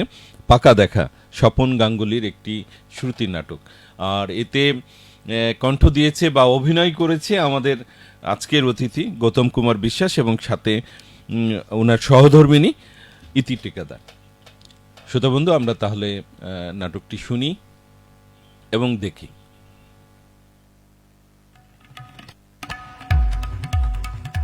আমরা চেষ্টা করছি বাঙালি সমাজের মেয়ে দেখা কেন্দ্রিক একটি শ্রুতি নাটক পাকা দেখা। লিখেছেন স্বপন গাঙ্গুলি। হ্যালো, কে বলছেন? হ্যাঁ, আমি শুভ। আমি নন্দিতা বলছি, নন্দিতা বোস। নন্দিতা? কে নন্দিতা? বারে, এরই মধ্যে ভুলে গেলেন? পরশুদিন আপনি যাকে দেখে গেলেন। হ্যাঁ হ্যাঁ হ্যাঁ, বলুন। আমার নাম্বার কোত্থেকে পেলেন? আপনার মা সেদিনই আমাকে দিয়েছিলেন, বলেছিলেন তোমার যদি শুভর সঙ্গে কিছু কথা বলার থাকে তুমি বলতে পারো। জানেন, আমার মায়ের আপনাকে খুব পছন্দ হয়েছে। আর আপনার? আমারও। আমরা তো এই অঘ্রাণেই বিয়ের কথা ভাবছি। আমার কিন্তু আপনাকে কিছু কথা জিজ্ঞাসা ছিল। বেশ তো, বলুন না। সব কথা টেলিফোনে হয় না। আমি একদিন আপনার বাড়ি যাব। সে কি? সেটা কি ঠিক হবে? লোকে কি ভাববে? কেন? লোকে ভাবার কি আছে? আপনি তো আমাদের বাড়িতে এলেন, বিয়ের আগেই জামাই আদর করে খাওয়া দাওয়া করলেন, তারপর নগদ টাকার কথাও তো বললেন। আর চিংড়ি মাছটা ভালো ছিল না? হ্যাঁ, রান্নাটাও ভালো হয়েছিল। আর ইলিশ মাছটা কিন্তু পদ্মার ছিল, 3000 টাকা কেজি। 1 কেজি 250 ছিল। এসবের কি দরকার ছিল বলুন তো? বারে, আপনি মেয়ে দেখতে আসবেন, আপনাকে খুশি করা তো আমাদের কর্তব্য। ছেলের বাড়ি বলে কথা, ভয় নেই। আপনার ভাবি বউয়ের টাকা খরচ হয়নি, আমার বাবার টাকাই খরচ হয়েছে। যাক, কবে যাব বলুন তো? বলছিলাম, আমরা যদি কোনো রেস্টুরেন্টে বসে। তা কি করে হবে? লোকেশনটা দেখে আসতে হবে না? আমি যে বাড়িটায় বিয়ের পর যাব সেই বাড়িটা একবার দেখে নিতে হবে না? যদি কোনো এডিশন অল্টারেশন করতে হয় তাহলে আসবেনই? হ্যাঁ হ্যাঁ হ্যাঁ মশাই, আসবই। তাহলে শনিবার আসুন। না না না, শনিবার ইম্পসিবল, আমার নাচের ক্লাস থাকে। আমি বরং রবিবার যাব। রবিবার তোমার অফিস? ছুটি নেবেন, ভাবি বউয়ের জন্য একদিন ছুটি নেবেন। কেন, আপনার যেদিন এলেন আমার বাবাও তো ছুটি নিয়েছিলেন। আচ্ছা, ঠিক আছে ঠিক আছে। শুনুন, সকালেই যাব, আপনার ওখানেই খাওয়া দাওয়া করে আর একটা জায়গায় ইন্টারভিউ নিতে যাব। তাদেরও আমাকে না খুব পছন্দ হয়েছে। জানেন, আমার অবশ্য আপনাকেই বেশি পছন্দ। দেখুন না, তারা আবার নগদ টাকা চায়নি, পাজেরও চেয়েছে। কি অন্যায় বলুন তো? টাকা নিলে ঝামেলা মিটে যেত। বাবা কোথায় গাড়ি কিনতে যাবে বলুন তো? সেই জন্যই তো আমি টাকা নিয়েছি। ওই জন্যই তো আমার আপনাকে বেশি পছন্দ। Thank you thank you. রবিবার ঠিক চলে আসবেন কিন্তু। ও ভালো কথা। চিকেন করবেন না যেন, আমি আবার মাটনটাই বেশি প্রেফার করি। আপনাদের বাড়ির কাছে তো বড় বাজার না, দেখবেন তো ওখানে চিংড়ি মাছ পাওয়া যায় কিনা। আপনার ঝাঁকড়া চুলটা না ফ্যান্টাস্টিক। আপনার মা, আমার শাশুড়ি খুব পার্শে মাছের গল্প করছিলেন। পার্শে মাছের ঝাল কিন্তু অবশ্যই খাবো। এবার রাখি। হ্যালো হ্যালো, ঠিক আসবেন কিন্তু। আমি রবিবার অফিস কামাই করে আপনার পথে বসে থাকবো। তা থাকুন মশাই, কিন্তু বাজার করতে ভুলবেন না যেন। আর শুনুন, চালটা যেন সরু হয়। মোটা মাথা আর মোটা চাল আমার একদম সহ্য হয় না। রাখি, শুভরাত্রি। আমার নামের সঙ্গে রাত্রি জুড়ে দিলেন দেখছি। ও, আপনার নামই তো শুভ, তাই তো আমি তো ভুলে গেছিলাম। রাত্রিতে আপনার এত আপত্তি কিসে? শুভকে তো নিবিড়ভাবে রাত্রিতেই পাওয়া যাবে। বিষম খেলেন বুঝি? আরো কত কি খাবেন কে জানে। রাখি। এসো এসো আমার ঘরে, এসো আমার ঘরে। হ্যাঁ, খুলছি খুলছি। আসবো। ও আপনি, আসুন আসুন। রবীন্দ্রসঙ্গীত গাইছিলেন, এই একটু একটু। উচ্চারণটা কিন্তু ঠিক করবেন, বাইরে থেকে শুনতে লাগছিল এসো এসো আমার ঘরে এসো। এক্সাইটমেন্ট, বুঝলেন? এক্সাইটমেন্ট আমার এরকম হয় জানেন। আপনাকে কিন্তু দারুণ লাগছে। আপনাকেও। পাঞ্জাবিটা দারুণ ফাটাফাটি। আপনি আসবেন বলে কালই কিনেছি। কেন, পাঞ্জাবি ছিল না? ছিল, সেটা পুরনো। তাই পড়তেন, বাজে পয়সা খরচ করেন কেন? আপনার মা কোথায়? আমার মাসি। মাসি? হ্যাঁ, আমার মাসি হঠাৎ হসপিটালাইজড হয়েছেন তো, তাই মাকে চলে যেতে হলো। আমার পার্সে মাছের ঝাল। হবে হবে, মা সব রান্না করেই গেছেন। চলুন বসা যাক। চলো। আপনি সেদিনকে একজ্যাক্ট মাইনেটা বলেননি। মাইনে কেটে কুটে 97,000 হবে। বেশি পাচ্ছে, একবার ভেরিফাই করে নেব। আছে, দিচ্ছি। আপনার সেভিংস কিরকম? ফিক্সড ডিপোজিট কত? মিউচুয়াল ফান্ড করেন? কোন কোন কোম্পানির শেয়ার আছে? বাবা, আপনি দেখছি আমার অফিস ইন্টারভিউ নিচ্ছেন। আপনার মাও কিন্তু সেদিন আমার রান্না বাড়ার কোন মশলার কি রান্না জিজ্ঞাসা করেছিলেন। আপনিও আমার এডুকেশনাল সার্টিফিকেট দেখতে চেয়েছিলেন। ও ভালো কথা, আপনার অফিসে নাইট ডিউটি করতে হয়। কেন বলুন তো? না, সমীক্ষায় দেখা গেছে যে যেসব হাজবেন্ডের নাইট ডিউটি নেই তাদের বিয়ে ভেঙে যাচ্ছে, আই মিন ডিভোর্স হচ্ছে। কেন? আমি কি করে বলবো, মনে হয় ওয়াইফদের একঘেয়েমি কাটানোর জন্য হাজবেন্ডের নাইট ডিউটি প্রয়োজন। আমার নাইট ডিউটি আছে। বাহ, ফুল মার্কস। হ্যাঁ, মার্কস সাহেবেরও একই কথা। চলুন একটু শরবত খাবেন। ভুঁড়িটা কিন্তু কমাতে হবে আপনাকে। পাঞ্জাবিটা একটু তুলুন তো, তুলুন তো। ইস, কি করছেন কি করছেন? লজ্জার কি আছে, বাড়িতে তো আর কেউ নেই। তাছাড়া মনে আছে আপনি মাকে ইশারা করেছিলেন আমার চুলটা খুলে দেখবার জন্য? বিশ্বাস করুন, আমি কোনো ইশারা টিশারা করিনি। করেছিলেন। শুধু তাই নয়, আপনার মা আমার আদর করার ওছিলায় টেনে টেনে চুলগুলো দেখছিলেন অরিজিনাল কিনা। আমি খুব লজ্জিত।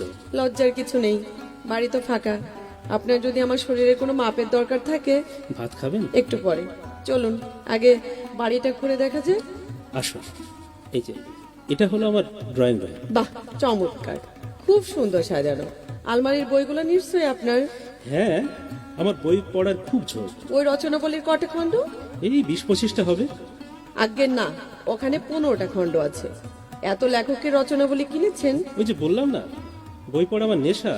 ব্যাংকের পাঁচ বইটার দিকেও তো একটু নজর রাখবেন। চলুন অন্য ঘরে যাওয়া যাক। আসুন আসুন, এটা হলো আমাদের কমন স্পেস, মানে টিভি দেখা, খাওয়া দাওয়া। না না না না, এই স্পেসটা আরো বাড়াতে হবে। আমি তো এখানেই নাচের ক্লাস নেব, কমপক্ষে 30-40টা মেয়ে নাচবে। আচ্ছা, ওতে অসুবিধা হবে না। এই যে দেওয়ালটা দেখছেন না, এটা ভেঙে দিলে স্পেসটা বেড়ে যাবে। আসুন, এই বারান্দাতে একটু দাঁড়াই। সে কি, বেডরুম দেখাবেন না? বেডরুম এখনই দেখবেন? ভেবেছিলাম ফুলসজ্জার রাতে আপনাকে সারপ্রাইজ দেব। না, কোনো নতুন চমক টমক নয় শুভবাবু। কি বললেন? কই না তো। আসুন, এই হলো আমার বেডরুম। আরে মশাই, আপনি যে 6-7 খাট চাইলেন, কোথায় প্রেস করবেন? ঘরে তো আর দাঁড়াবার জায়গা থাকবে না, সারাক্ষণ কি বিছানায় শুয়ে থাকতে হবে? তাহলে বেডরুমটা চেঞ্জ করব বলছেন? আর বাথরুম কোথায়? এই যে কমন স্পেসের ওপাশে। অ্যাটাচ নয়? ও, আমার শরীর খারাপ লাগছে, আশ্চর্য। চাঁপাইনবাবগঞ্জ ভাত খেয়ে রাজশাহী যাবো টয়লেটে? কি করি বলুন তো, এখানে তো আর বাথরুম তৈরি করা যাবে না। এক কাজ করলে হয়, বেডরুমটাকে বাথরুমের পাশে নিয়ে যাব। কে বাড়ির প্ল্যান করেছিল? আমি নই। রান্নাঘর দেখবেন না? না না, যেখানে আমি কোনোদিন ঢুকবো না সেই জায়গা আমি দেখতে চাই না। আপনার খিদে পায়নি? হ্যাঁ, এইবার খাবো। চলুন টেবিল সাজাই। মা নেই, আপনার অসুবিধা হচ্ছে? না না না, আমার কোনো অসুবিধা হচ্ছে না। আমি তো চাই বিয়ের পর আমাদের মাঝখানে কেউ থাকবে না। আপনি এত কিন্তু করবেন না তো। আর একটা মাছ দিই? না না, বরং আপনি আর একটা মাছ নিন। আপনাকে নিজের হাতে পরিবেশন করছি, কি যে ভালো লাগছে। মনে হচ্ছে আমাদের বিয়ে হয়ে গেছে। ও ভালো কথা, বাচ্চা বলে খেলবে কোথায়? বাগান টাগান নেই? বড় ছাদ আছে, ছাদে খেলবে। আস্তে খান, অত তাড়াতাড়ি খাবেন না তো। সবকিছুরই একটা এটিকেট আছে। জানি আপনার মায়ের রান্না ভালো, তাই বলে অত আঙুল চাটবেন না তো। আমাদের বিয়েটা হবে না। না কেন? এই যে সবেতেই মাইনাস পয়েন্ট। দাঁড়ান, খাবার পর আর একটা পরীক্ষা নেব, তাতে যদি। কি আবার পরীক্ষা? হ্যাঁ হ্যাঁ। এই প্রথম আপনি হাসলেন। হাসলে আপনার গালে টোল পড়ে, ঠিক শর্মিলার মতো। শর্মিলাটা আবার কে? ওই যে শর্মিলা ঠাকুর, জানেন, আপনাকে আমি ভালোবেসে ফেলেছি। কোনোদিন প্রেম করেননি? সাহস পাইনি। কোনো চুমু টুমু? একবার কাকে? ওই শর্মিলা ঠাকুরের ছবিতে। কাউকে কোনোদিন জড়িয়েও ধরেন? একবার কাকে? সাধক বামাখ্যাপার মূর্তিকে। এবার আমি চলি। আরেকটা কথা, শেষ প্রশ্ন, ফ্যামিলি থেকেও পাগল ছিল? না, আমিই প্রথম পাগল। যা যা, একটা ব্যাপারে আপনার সঙ্গে আমার মিল আছে। খাওয়ার পর কি পরীক্ষা নেবেন বলেছিলেন? এখন থাক, যখন সানাই বাজবে তখন।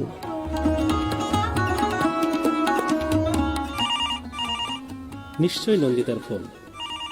বড় ভয় করছে, যদি নাকচ করে দেয়। আজই ফাইনাল, মানে পাকা কথার দিন। মাকে দেব না, নিজেই ধরি, যা থাকে কপালে। হ্যালো, আমি মা বলছি, সরি আমি শুভ বলছি। আপনার কি শরীর খারাপ? গলাটা কাঁপছে? আমার সারা শরীরটাই কাঁপছে, আপনাকে কি করে দেখাবো। প্রবলেমটা কি? আমার পেট খারাপ, মানে মনটা খারাপ। ওহো, আপনার মনটা বুঝি পেটে থাকে? হ্যাঁ, দুটোই কাছাকাছি তো, তাই কাছাকাছি থাকে। আপনি কি ঠিক করলেন? হবে না, অনেক ভেবে দেখলাম, হবে না। আমিও জানতাম হবে না। কি হবে না জানতেন? আমাদের বিয়ে। আমি কি তাই বলেছি? আমি বলছি আমার দ্বারা আপনাকে ছাড়া অন্য কাউকে বিয়ে করা সম্ভব নয়। হুররে! আস্তে আস্তে মাথাটা ঠিক রাখুন, তবে না আমি বিয়ের পর খারাপ করে দেব। তুমি খুব ভালো। এরই মধ্যে তুমি। না, ওই তুমি লজেন্সের কথা বলছিলাম আর কি। বিয়ের পরে আপনাকে খাওয়াবো। সেদিন কখন বাড়ি ফিরলেন? আপনার বাড়ি থেকে। আর একটা জায়গায় ইন্টারভিউ নিতে গেলেন না? কেন যাব? মনের মতো মানুষ পেয়ে গেছি যে। স্মার্ট ছেলে আমি চাই না, আমি চাই প্রকৃত ভালো ছেলে। আর শর্মিলা বামাখ্যাপা নয়, মনে থাকে যেন। তাহলে সানাইয়ের অর্ডার দিয়ে দিই। শুনতে পাচ্ছেন না? আমার বুকেই সারায় অলরেডি বাজতে শুরু করেছে। কই, শুনতে পাচ্ছি না তো। বুকের মধ্যে কান পাতুন। রিসিভারে কান পেতেই আছি। খোকা তোমার কিচ্ছু বোঝে না, আমার খোকা তোমার ভারী ছেলে মানুষ। এইবার বুঝেছি, আমার বুকে সানাই বাজছে। এ নয়, হ্যাঁ।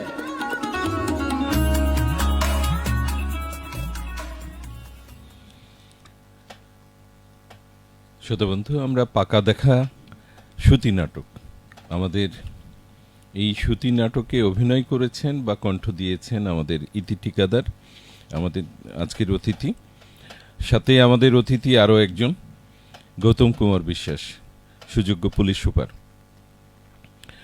আর আমাদের আরও দুজন অতিথি আছে, তাদেরই সন্তান দুজন, এক পুত্র গীতিময় গৌতম গর্গ আর কন্যা গর্বিতা গৌতম গগন। তো আমরা কন্যার কাছে যাব। এই মা বাবার পারফরমেন্স তোমার কেমন লাগছে? তোমার অনুভূতি কি? আমার খুবই ভালো লেগেছে, পারফরমেন্সটা অনেক সুন্দর ছিল। অনেক সুন্দর ছিল। কোন কোন জিনিসটা ভালো লেগেছে, কোন কিছু বলতে পারবা? পুরোটাই ভালো ছিল। কার কণ্ঠ ভালো? দুজনেরই ভালো ছিল। বাবা, দুজনকে সন্তুষ্ট করতে হবে। তোমার কেমন লাগলো? আমরা গর্গর কাছে শুনতে চাচ্ছি। আমার এখন মুড মিলে আমার ভালো লেগেছে, অনেক ফানি ছিল। ফানি ছিল। আচ্ছা, দুজন কোন ক্লাসে পড়া হয় সেটা জানা হয়নি। আগে গগন, তারপরে গর্গ। আমি ক্লাস 6-এ পড়ছি। আর তুমি? আমি ক্লাস 9-এ। ক্লাস 9-এ। সামনে তো জুনিয়র সার্টিফিকেট পরীক্ষা তো নিশ্চয়ই দিয়েছো কি? না না, এটা হয়নি তোমাদের? English medium. না, ওদের হয়নি। ইংলিশ মিডিয়ামে পড়ো? হ্যাঁ, হ্যাঁ। হ্যাঁ, এইটা বললে তখন ওইটার প্রশ্ন আসে না আর কি। তো আমরা শুনলাম আর কি, আমাদের এখানে দর্শক শ্রোতাও আছে আর কি, তাদের কাছ থেকে সরাসরি শুনলাম। আর আমাদের ফেসবুক লাইভ যাচ্ছে, সেখানে শ্রোতারা কমেন্টস করছে, এক্সেলেন্ট বলছে, অনেকে অসাধারণ বলছে। এবং আমিও নিজে মুগ্ধ আর কি, বিশেষ করে কণ্ঠের আপ ডাউনস এবং কণ্ঠের থ্রোয়িং সব কিছু মিলিয়ে আর কি আমার কাছে ভালো লেগেছে। এক সময় খুব শুনতাম, রেডিও শোনা হতো, এই ধরনের জিনিসগুলো খুব শোনা হতো। এখন কর্মব্যস্ততার কারণে এতটা শোনা হয় না, মাঝে মধ্যে শোনা হয়। আজকাল সোশ্যাল মিডিয়ার কারণেও এই ধরনের এক ধরনের দূরত্ব তৈরি হয় আর কি, সব কিছু মিলিয়ে। আমরা আমাদের বৌদির কাছে জানতে চাইবো যে আসলে আপনি রেডিও মহানন্দাকে খুব স্বল্প সময় দেখেছেন, তারপরে পারফর্ম করছেন, আজকে ঈদের দিনেও এখানে সময় ব্যয় করছেন, সবকিছু মিলিয়ে রেডিও মহানন্দা সম্পর্কে আপনার কি ধারণা ছিল আর এই মুহূর্তে কি ধারণা? প্রথম যখন শুনলেন যে রেডিও মহানন্দায় যাব বা ওরা ডাকছে, তখন কি ফিলিংস ছিল আর এখনকার ফিলিংস, এই দুটোর সমন্বয়টা কেমন হবে? ধন্যবাদ আপনাকে। আমার খুবই ভালো লাগছে রেডিও মহানন্দা। আমি ফার্স্টে ভেবেছিলাম, মানে একটু অন্যরকম ধারণা ছিল যে এত সুন্দর স্টুডিও, এত সবকিছু এত ম্যানেজ করে আমি বুঝতে পারিনি এমন। তো খুবই ভালো লাগছে এখানে এসে। আপনার এই মন্তব্য আমাদেরকে উৎসাহিত করছে আর কি। তবে আমরা খুব ছোট্ট এলাকাতে কাজ করছি, স্মল ইজ বিউটি, সেই জায়গা থেকে কাজ করার চেষ্টা করছি, আমাদের চেষ্টাটুকু আছে। আসলে প্রত্যন্ত অঞ্চলেও যে আপনাদের এই কর্মযোগ্য, এটা একেবারে ছোট করে দেখার কোনো সুযোগ নেই। আপনাদের কয়েকটা স্টুডিও যেভাবে এই রেডিওটাকে মানুষের দোরগোড়ায়, বিশেষ করে এই জনগোষ্ঠীর, বরেন্দ্র অঞ্চলের জনগোষ্ঠীর মানুষের কথা আপনারা তুলে ধরছেন, সংস্কৃতিকে তুলে ধরছেন, এটা নিঃসন্দেহে অনেক বড় ব্যাপার। আমরা চেষ্টা করি, যেমন আলকাপ তো আজকাল মাঠে ময়দানে খুব একটা হয় না, কিন্তু প্রতি ঈদে আমরা আলকাপ করি। আর গম্ভীরা তো প্রতি সপ্তাহে রেডিও মহানন্দায় যায় আর কি। আমাদের এমনও দেখার সুযোগ হয়েছে যে আমাদের অনুষ্ঠানগুলো শ্রমিকরা বা কৃষকরা কি করে, ওদের এনজয়ের জন্য হয়তো অডিও হিসাবে সেটাকে রেকর্ড করে নাই, সাইকেল চালিয়ে যাচ্ছে, গানটা বাজছে, মানে গম্ভীরাটা বাজছে অথবা আলকাপটা বাজছে, সে যাচ্ছে সাথে সাথে আর কি। তো এই জিনিসগুলো যখন মানে আমরা শুনি বা দেখি চোখের সামনে, তখন আমাদের ভালো লাগে যে না, আমরা কাজটা করতে পারছি। কারণ কেউ কেউ আবার এই প্রশ্ন করে, এই যুগে রেডিও মানুষ শুনে, টিভির যুগ, ফেসবুকের যুগ, ইউটিউবের যুগ, কিন্তু এই ঘটনাগুলো যখন আমাদের সামনে ঘটে, তখন আমরা মনে করি যে না, রেডিও শোনার মানুষ আছে, রেডিও শুনে এখনো। তো চাঁপাইনবাবগঞ্জে আসার পর রেডিওর কথা বা এখানকার লোক সংস্কৃতির যে কথাগুলো শুনেছেন, কি কি শুনেছেন? চাঁপাইনবাবগঞ্জের ঐতিহ্য আমরা দেশব্যাপী যেটা জানি যে গম্ভীরা চাঁপাইনবাবগঞ্জ, গম্ভীরা আর চাঁপাইনবাবগঞ্জ ভাইস ভার্সা, যেমন আমের রাজধানী চাঁপাইনবাবগঞ্জ, ঠিক তদ্রূপ সাংস্কৃতিক অঙ্গনের গম্ভীরা। তো এইটাই হচ্ছে চাঁপাইনবাবগঞ্জের চেনার দুইটা অন্যতম মাধ্যম। পাশাপাশি আমি একটা জিনিস জানতাম না, যেটা আলকাপ যেটা বললেন, এইটা আমার কিন্তু এখানে আসার আগে আমি এটা সম্পর্কে জানতাম না।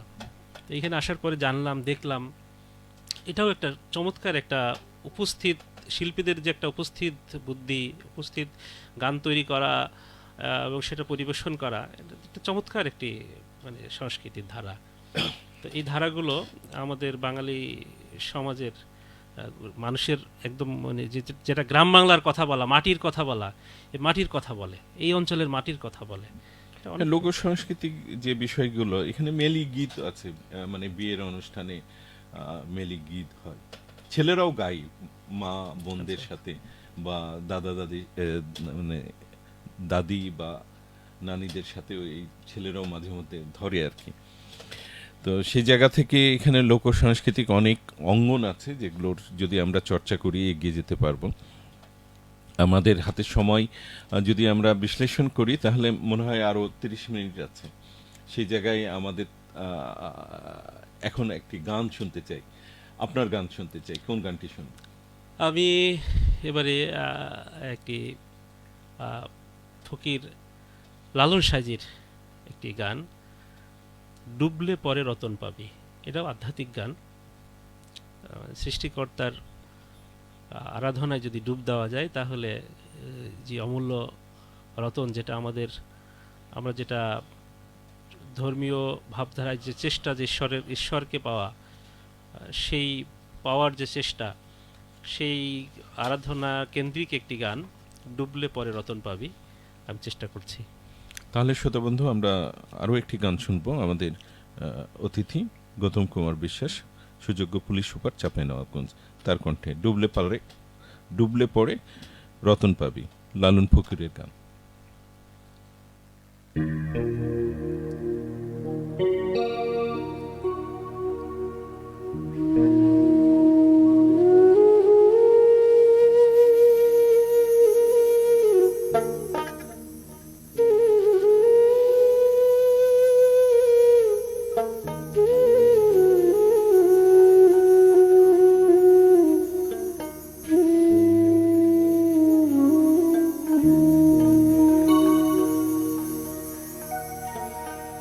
ডুবলে পরে রতন পাবি,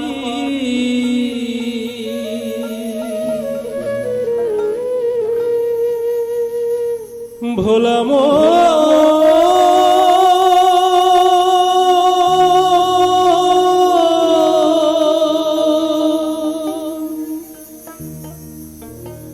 ভোলা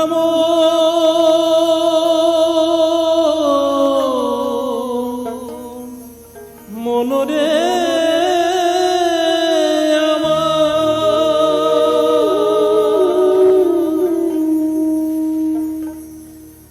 ও তুই ডুবলে পরে রতন পাবি,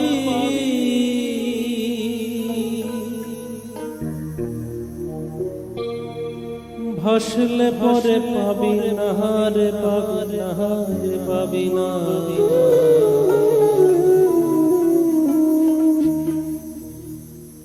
দিল দরিয়ার মাঝে দেখি আজব কারখানা,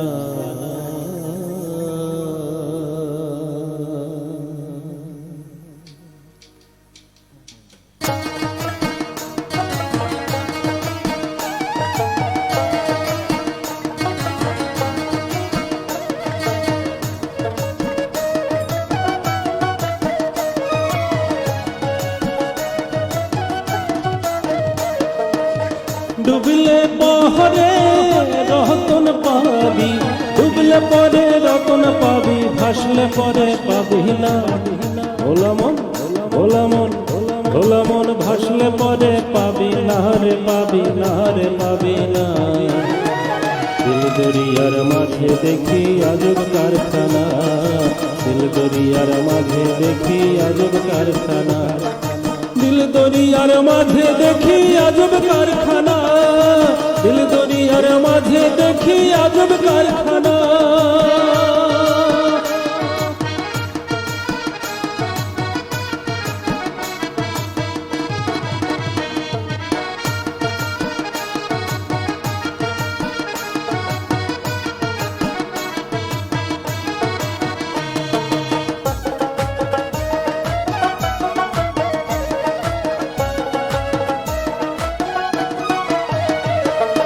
দেহের মধ্যে বাড়ি আছে, সেই বাড়িতে চোর ঢুকেছে। দেহের মধ্যে বাড়ি আছে, সেই বাড়িতে চোর ঢুকেছে। ওরে 6 জনাতে শীত কাটিছে,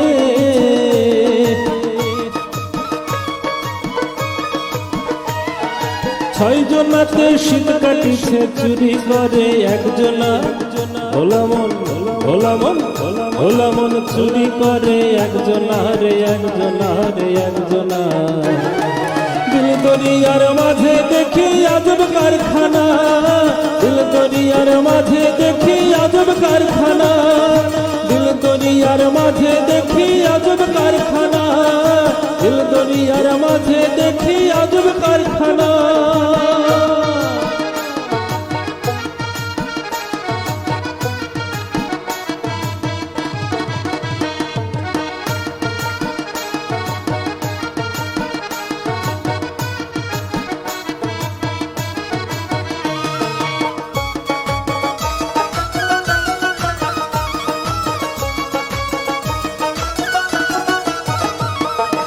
দেহের মধ্যে নদী আছে, সেই নদীতে নৌকা চলছে। দেহের মধ্যে নদী আছে,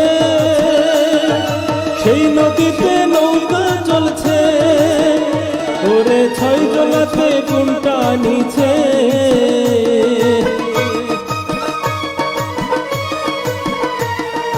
6 জনাতে গুণটা নিছে। হাল ধরেছে একজনা, ভোলা মন, ভোলা মন, ভোলা মন, হাল ধরেছে একজনা রে, একজনা রে, একজনা। দিল দরিয়ার মাঝে দেখি আজব কারখানা, দিল দরিয়ার মাঝে দেখি আজব কারখানা, দিল দরিয়ার মাঝে দেখি আজব কারখানা, দিল দরিয়ার মাঝে দেখি আজব কারখানা।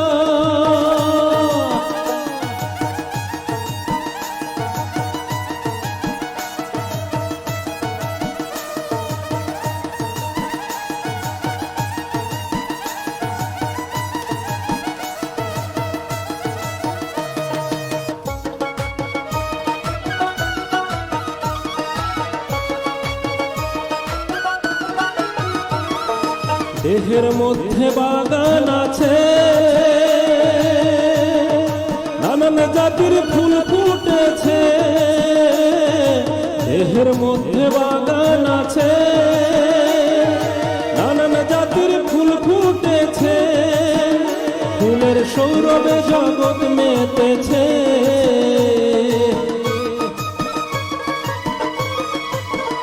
ফুলের সৌরভে জগৎ মেতেছে। লালনের মন মাতল না কেবল, ও কেবল, ও কেবল লালনের মন মাতল না রে, মাতল না রে, মাতল না। দিল দরিয়ার মাঝে দেখি আজব কারখানা, দিল দরিয়ার মাঝে দেখি আজব কারখানা।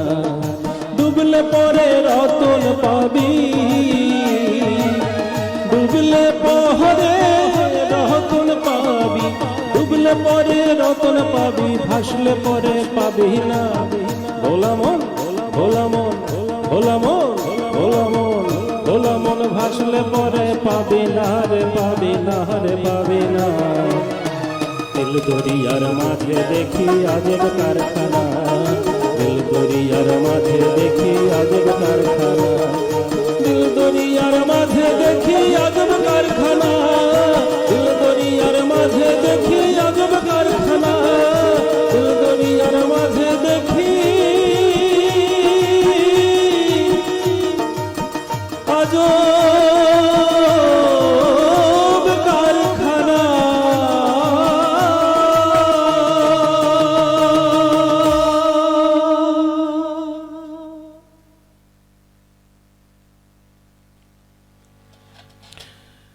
দিল দরিয়ার মাঝে দেখি আজব কারখানা, ডুবলে পড়ে রতন পাবি না। লালন ফকিরের গান শুনলাম আপনার কণ্ঠে। রেডিও মহানন্দার গান গাইতে কেমন লাগছে আপনার? সবকিছু মিলিয়ে ঈদের আমরা পয়লা বৈশাখেও আপনার গান শুনেছি। না, গান গাওয়ার অনুভূতি তো আমি বললাম যে যারা শিল্পী বা যারা গানকে ভালোবাসে, গান গাওয়ার অনুভূতিটা তো সবসময় ভালো থাকে। তো তারপর ওই যে বললাম যে চাঁপাইনবাবগঞ্জ দেশের একটি সীমান্তবর্তী জেলা, একটি দূরবর্তী, মানে উত্তর পশ্চিমের দূরবর্তী একটি জেলা।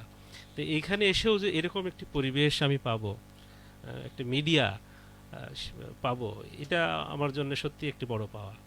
এবং রেডিও মহানন্দা তার যে আয়োজন, সেটা রেডিও মানে শ্রুতিভাবে রেডিওতে যাচ্ছে, আবার ফেসবুকে যাচ্ছে, দর্শক সেখানে দেখছে, শুনছে। তো এই সব মিলিয়ে একটি চমৎকার আয়োজন। এবং এখানে আমি দুই দিন অনুষ্ঠান করলাম আজকে দিয়ে, আমার খুবই ভালো লেগেছে। এবং দর্শকরা কিন্তু এর পরে, এই যে গান গাওয়ার পরে আগের দিন করেছি, অনেকেই বলেছে যে স্যার আপনার গান রেডিও মহানন্দাতে শুনেছি, দেখেছি। তো এটা আসলেই ভালো ভালো লাগার একটা অনুভূতি। যাই হোক, আমরা আপনাদের এই সব কথাই ইন্সপিরেশন পাচ্ছি এবং উৎসাহ বোধ করছি রেডিওটাকে ধরে রাখার জন্য। রেডিও ধরে রাখা অনেক চ্যালেঞ্জের এখন। আর এটা উদ্যোক্তা সংস্থা হলো প্রয়াস মানবিক উন্নয়ন সোসাইটি, আর চাঁপাইনবাবগঞ্জের রেডিও। চাঁপাইনবাবগঞ্জের নদী, চাঁপাইনবাবগঞ্জের বুক চিরে প্রবাহিত হচ্ছে মহানন্দা। সেই নাম ধারণ করেই এই অঞ্চলের রেডিও হিসাবে নিজেকে প্রতিষ্ঠা করার চেষ্টা করছি রেডিও মহানন্দা। আমরা যারা ফেসবুকে কমেন্টস করেছে তাদের কথাগুলো হয়তো আমরা পড়তে পারবো না, কিন্তু তাদের অ্যাকনলেজমেন্ট করাটা আমাদের জন্য জরুরি। প্রবীর মিত্রশীল, মিনহাজুল আবেদিন, মোহাম্মদ হজরত, রাজরুফক, মৌটুসী চৌধুরী, মোহন পাল, তারপরে SM শহীদ মাহমুদ, তারপরে প্রবীর মিত্র বা রাজরূপক, এরা একাধিক করেছেন, প্রশ্ন করেছেন বা কমেন্টস করেছেন আর কি। ইসমাইল হোসেন 3 বার কমেন্টস করেছেন আর কি। তারপরে শাহ আলম, তারপরে আছেন আজিজুল হক, সোনিয়া শীল, মোসাম্মদ প্রিয়া আক্তার, আলিয়া ফেরদৌস, অসীম নামে আছেন মোকলেশুর রহমান অসীম, তারপরে আছেন, রিপিট আমি বলছি না, তারপরে শফিকুল ইসলাম শফিক, রবিউল ইসলাম আপন, আমি রিপিট করছি না, শিবলি আক্তার, রাজিন বিন রেজাউল, কৃষিবিদ ফাইজুল আমিন, নয়ন আলী, জাহাঙ্গীর আলম, নাসির হোসেন,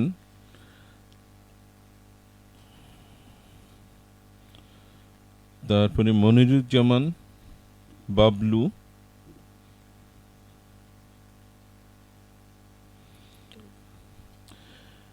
আরো অনেকে করেছেন, তাকিউর রহমান, জাহাঙ্গীর আলম, এনামুল হক, মোহাম্মদ এনামুল হক,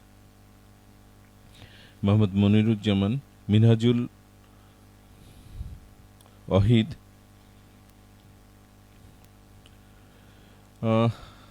এই অনুষ্ঠানে যারা যারা আমাদেরকে কমেন্টস করেছেন তাদেরকে আমরা ধন্যবাদ জানাচ্ছি আমার পক্ষ থেকে এবং অতিথিবৃন্দের পক্ষ থেকে। আজকে আমরা ঈদ উপলক্ষে ঈদ আনন্দে কিছুক্ষণ যে অনুষ্ঠানটি, সেই অনুষ্ঠানে আমাদের সাথে আছেন চাঁপাইনবাবগঞ্জের পুলিশ সুপার গৌতম কুমার বিশ্বাস, যিনি বিসিএস পুলিশ ক্যাডারে 25তম ব্যাচের কর্মকর্তা হিসাবে যোগদান করেছিলেন। কর্মজীবনে তিনি ময়মনসিংহ পিবিআইয়ের পুলিশ সুপার ছিলেন, ঢাকা মেট্রোপলিটন পুলিশের অর্থাৎ ডিএমপির মিরপুর ট্রাফিক বিভাগের ডিসি ছিলেন, পাবনা জেলার অতিরিক্ত পুলিশ সুপার সহ একাধিক ইউনিটের দায়িত্ব পালন করেছেন। আমরা ইতিমধ্যেই শুনেছি যে ওনার পৈতৃক বাড়ি মাগুরা জেলার শালিকা উপজেলার সিংড়া গ্রামে। তার কর্মজীবনের উল্লেখযোগ্য কাজগুলো যদি আমরা বিশ্লেষণ করি, একটা কাজ উল্লেখ করার মতো, অনেক কাজ উল্লেখ করার মতো, তার মধ্যে থেকে আমি একটা কাজ বলছি। সেটি হলো 2021 সালে ঈশ্বরগঞ্জে অপহৃত একজন নারীকে উদ্ধার করেছেন সফলভাবে। এই অভিযানটার সম্পর্কে যদি একটু 2-1 মিনিটে যদি বলেন। এটা আসলে একটা গৃহ কর্মী, তার একটি হৃদয় বিদারক, মানে গৃহকর্ত্রী তাকে এত অত্যাচার করেছে যে তার আসলে হাড্ডিসার হয়ে গিয়েছিল, এবং তার বাড়িটা খুব বেশি দূরে না হলেও 2 বছর তাকে তার পিতামাতার সাথে দেখা করতে দেয়নি। তারপরে তাকে অত্যন্ত অত্যাচার করে, আমি আর অত ডিটেলসে যাব না, অত্যাচার করে তাকে মেরে ফেলে। মেরে তার লাশটা একটা লাগেজের মধ্যে ভরে একটু প্রথমে ফ্রিজে রাখে, তারপরে লাগেজে ভরে লাশটা দূরবর্তী একটা জায়গায় যেয়ে একটা খালের ব্রিজের, মানে পানির মধ্যে, ব্রিজের নিচে খালের মধ্যে ফেলে দেয়। তো লাশটা, মানে চেহারাটা এতই বিকৃত যে আমরা এই লাশটা কোনোভাবেই আইডেন্টিফাই করতে পারছিলাম না। আমরা পোস্টারিং করেছি, মিডিয়াতে দিয়েছি, থানায় নিখোঁজ, জিডি খোঁজ করেছি, অনেক কিছু করেছি এটার জন্য, কিন্তু কোনোভাবেই এটার মানে লাশটা আইডেন্টিফাই করতে পারছিলাম না বা কোনো ক্লু পাচ্ছিলাম না মার্ডারের। তো একটা পর্যায়ে আমি যে লাগেজটি ফেলেছিল, এই লাগেজের খুব ডিপলি সার্চ করতে গিয়ে একটা ছোট্ট স্লিপ পেলাম, মানে 21 সালের ঘটনা, তার থেকে আরও 20 বছর আগের, অর্থাৎ 2000 সালের একটা চোখের চশমা নিয়েছে তার একটা ডাক্তারের স্লিপ। সেইখানে একটা নাম পেলাম। এই নামের সূত্র ধরে আমি যারা আসামি, যে মূল আসামি, সেই আসামিকে আইডেন্টিফাই করলাম।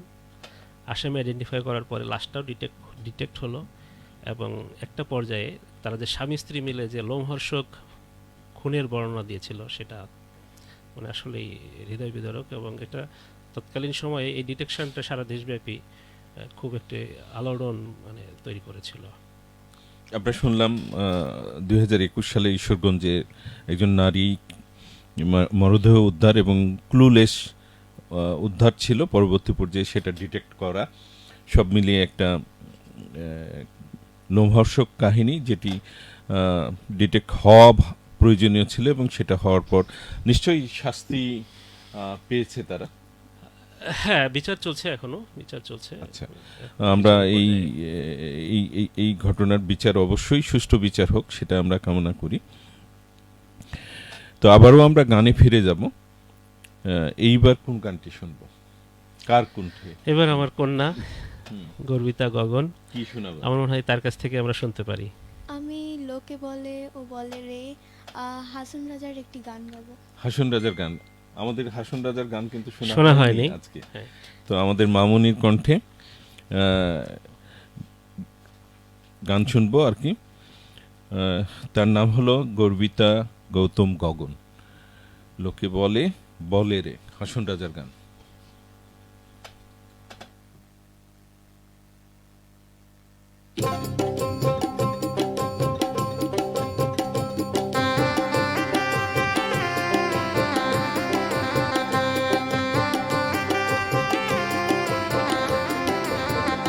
লোকে বলে ও বলে রে ঘর বাড়ি ভালা নাই আমার।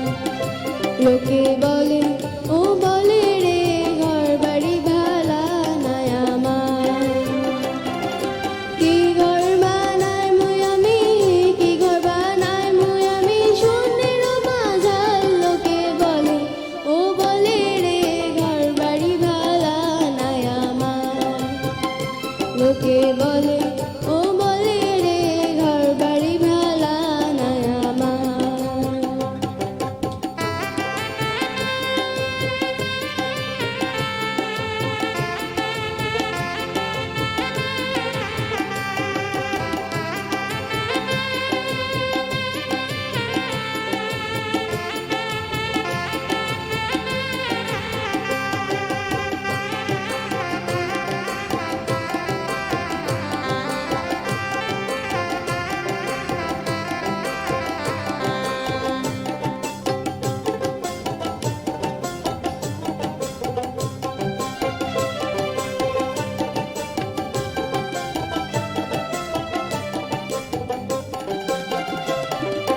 ভালা কোড়া ঘর বানায়া কদিন থাকবো আর, হারে কদিন থাকবো আর। আয়না দিয়া চাইয়া দেখি, আয়না দিয়া চাইয়া দেখি, পাখনা চুল আমার। লোকে বলে ও বলে রে ঘর বাড়ি ভালা নাই আমার। লোকে বলে ও বলে রে ঘর বাড়ি ভালা নাই আমার।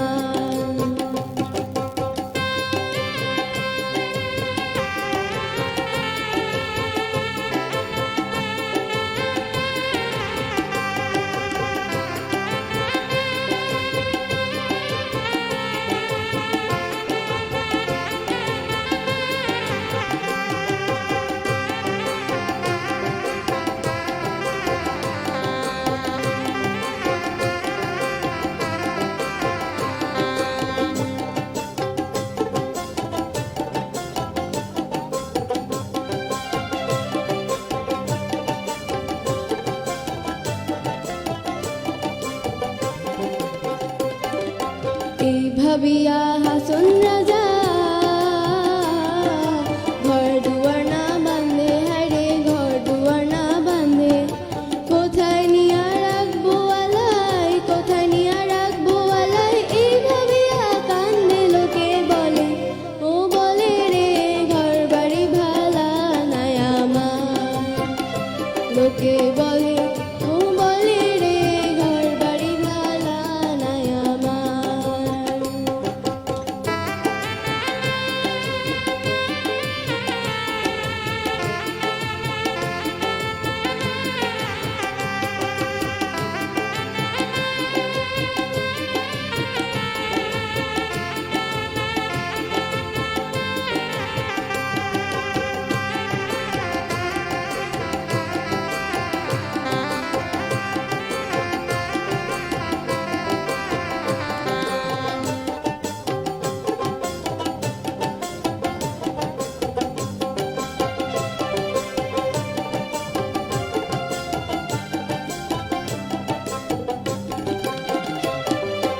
আগে যদি জানতো হাসন বাজবো কতদিন, হারে বাজবো কতদিন। বানাইতো দালান কোঠা, বানাইতো দালান কোঠা, গড়িয়া রঙিন। লোকে বলে ও বলে রে ঘর বাড়ি ভালা নাই আমার। লোকে বলে ও বলে রে ঘর বাড়ি ভালা নাই আমার। লোকে বলে ও বলে রে ঘর বাড়ি ভালা নাই আমার।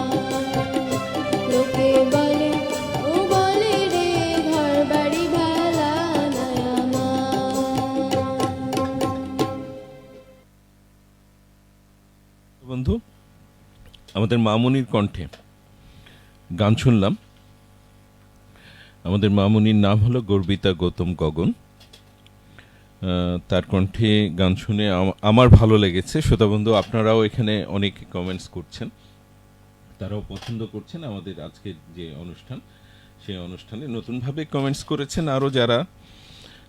মিনহাজুল ইসলাম নিমাই, তারপরে মোহাম্মদ শহীদ এর আগে করেছেন, মোহাম্মদ তারেক মনোয়ার করেছেন, প্রসন্ন কুমার পাল করেছেন, বাশার উদ্দিন মিঠু নতুনভাবে কমেন্টস করেছেন, আনিসুল মোহাম্মদ আনিসুল করেছেন, কমেন্টস করেছেন। সবাই সুন্দর বলছেন, ভালো লাগছে তাদের প্রোগ্রাম। আর শেষ পর্যন্ত কেউ কেউ বলেছেন সাথে আছি। একজন কমেন্টস করেননি, তবে আমরা এখানে বুঝতে পারছি নিবেদিতা সাহা নীলিমা, যিনি এই ভিডিওটি এখন ওয়াচ করছেন, মানে দেখছেন আর কি, সব কিছু মিলিয়ে। আর আমাদের যে অনুষ্ঠান ঈদ আনন্দে কিছুক্ষণ এইখানে যারা সহায়তা করছে তাদের নাম না নিলে হয় না আর কি। বিশেষ করে সাংস্কৃতিক প্রোগ্রামে যন্ত্রসঙ্গীতে কারা আছেন সেটা আমাদের জানানো দরকার। অবশ্যই। কিবোর্ডে আছেন দুরুল হাসান, অক্টোপ্যাডে আছেন আজিজুর রহমান, গিটারে আওরঙ্গজেব কারণ, তবলায় রমজান আলী, দোতারায় শরীফুল ইসলাম। আর এই আয়োজনটি করতে সম্পূর্ণভাবে সহায়তা করছে হলো প্রয়াস ফোক থিয়েটার ইনস্টিটিউটের কর্মীবৃন্দ। কারিগরি সহায়তা আমাদেরকে দিচ্ছে রেডিও মহানন্দার মোহাম্মদ রেজাউল করিম ও মোহাম্মদ নয়ন আলী। তাদেরকে ধন্যবাদ আমাদেরকে সহায়তা করার জন্য। আমরা একেবারে শেষ দিকে চলে আসছি, তো আরও একটি গান আমরা শুনবো। আমাদের হাতে সময় কম, বেশি কথা না বলে গানের দিকে চলে যেতে চাই। কি গান শুনবো আমাদের আজকের অতিথি? আমি এবারে একটু ভিন্ন আঙ্গিকে যাচ্ছি, সেটা হচ্ছে একটু পাহাড়ি আঙ্গিকের গান, পাহাড়ি ঢঙের গান। সুজন আমার ঘরে তবু আইলো না, এই গানটি আমি দিয়ে শেষ করতে চাচ্ছি। হ্যাঁ, আমরা নতুন শেষ গানটি শুনবো, সুজন আমার ঘরে তবু আইলো না, ব্যান্ড দল পরশ পাথরের একটা গান।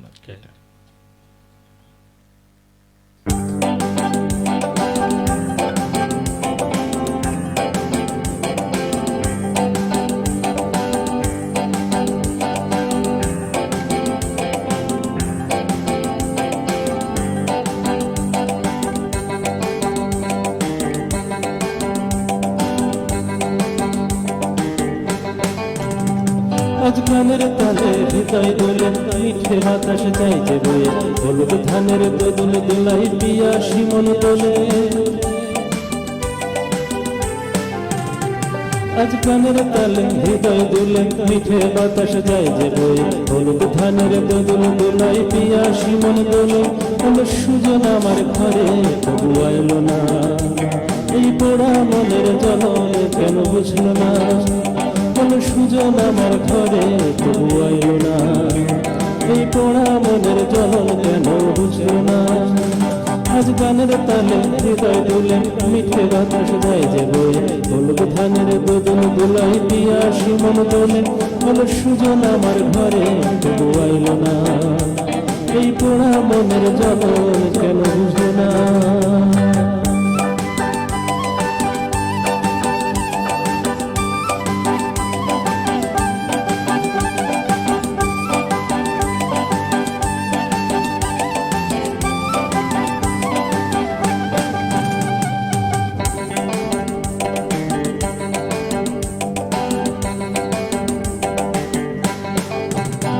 ওই কোকিলাটার কুহু কুহু কার লাগে গো বাজে, কালো মেয়ে তার এমন মন লাগে না কাজে। ওই কোকিলাটার কুহু কুহু কার লাগে গো বাজে, ওই কালো মেয়ের এমন মন লাগে না কাজে। ওই দূরে কোথাও রাখাল বাসা পাগল হাওয়ায় ভাসে। হলো সুজন আমার ঘরে তবু আইলো না, এই পোড়া মনের জ্বলন কেন বুঝলো না। হলো সুজন আমার ঘরে তবু আইলো না, এই পোড়া মনের জ্বলন কেন বুঝলো না।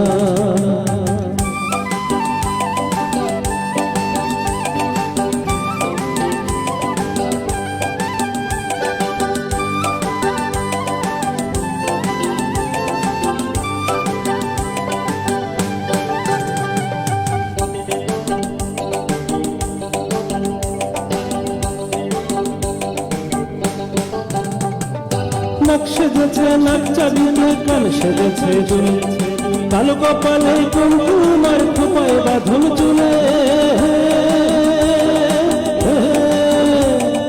নাক সেজেছে নাক চাবিতে কান সেজেছে চুলে কালো কপালে কুমকুমার খোপায় বাঁধন চুলে পশ্চিম কোণে সূর্য ডোবে অন্ধারে মন কাঁদে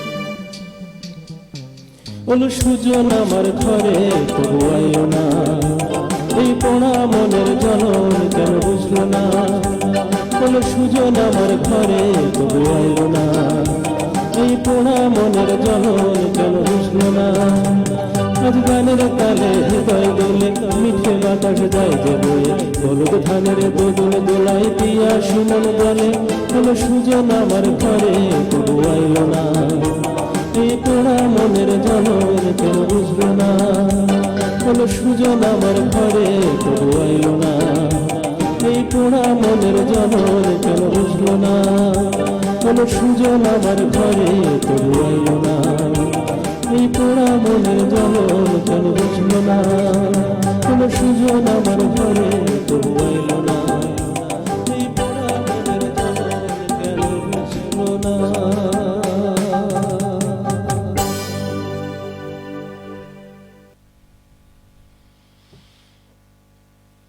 শ্রোতা বন্ধু, আমরা আমাদের অনুষ্ঠানের শেষ পর্যায়ে চলে আসছি। শেষ গানটি শুনলাম সুজন আমার ঘরে তবু আইলো না, পরশ পাথর ব্যান্ডের এই গান। আমাদের অতিথি গৌতম কুমার বিশ্বাস আমাদেরকে শোনালেন।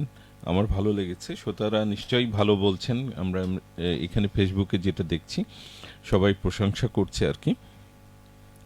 যেহেতু শেষ পর্যায়ে বেশি কিছু বলার আমাদের সুযোগ নেই, তারপরও যেতে যেতে অভিব্যক্তিগুলো জানা দরকার আমাদের আর কি। আমার ডান পাশ থেকে আমি শুরু করব। আমাদের আজকের অতিথির পুত্র বা সন্তান গীতিময় গৌতম গর্গ, কেমন লাগলো আজকে আমাদের এখানে এসে রেডিও মহানন্দায় এসে বা রেডিও মহানন্দায় গান পরিবেশন করে সাথে বাবা মা বা পুরো পরিবারের সাথে এখানে আসা এবং ঈদের দিন আসা, সবকিছু মিলে কেমন লাগছে? আজকে ঈদের দিন আমরা সবাই আসলাম, গান গেয়ে অনেক ভালো লাগছে এবং তার সাথে অবশ্যই জানাবো রেডিও মহানন্দার সকল শ্রোতাকে এবং দর্শককে ঈদ মোবারক এবং ধন্যবাদ। তোমাকেও ধন্যবাদ, তোমাকেও ঈদ মোবারক। আর সাথে সাথে আমাদের পরবর্তী তে যাচ্ছি আমরা আমাদের অতিথির কন্যা গর্বিতা গৌতম গগন। তোমার কেমন লাগছে সবকিছু মিলিয়ে? তুমি তো শুনলাম যে টেলিভিশনে পারফর্ম করো আর কি, আর কমিউনিটি রেডিওতে পারফর্ম করলা, সবকিছু মিলিয়ে কেমন লাগছে? আমার খুবই ভালো লেগেছে সব কিছু মিলিয়ে। সবার সাথে কথা বলে আমার খুবই ভালো লেগেছে, গান গেয়েও আমার খুবই ভালো লেগেছে। তোমাকে অশেষ ধন্যবাদ এবং আমাদের শুভাশিস রইল, এগিয়ে যাও, অনেক দূর এগোতে হবে, বাবা মার মুখ উজ্জ্বল করতে হবে সবাইকে আর কি।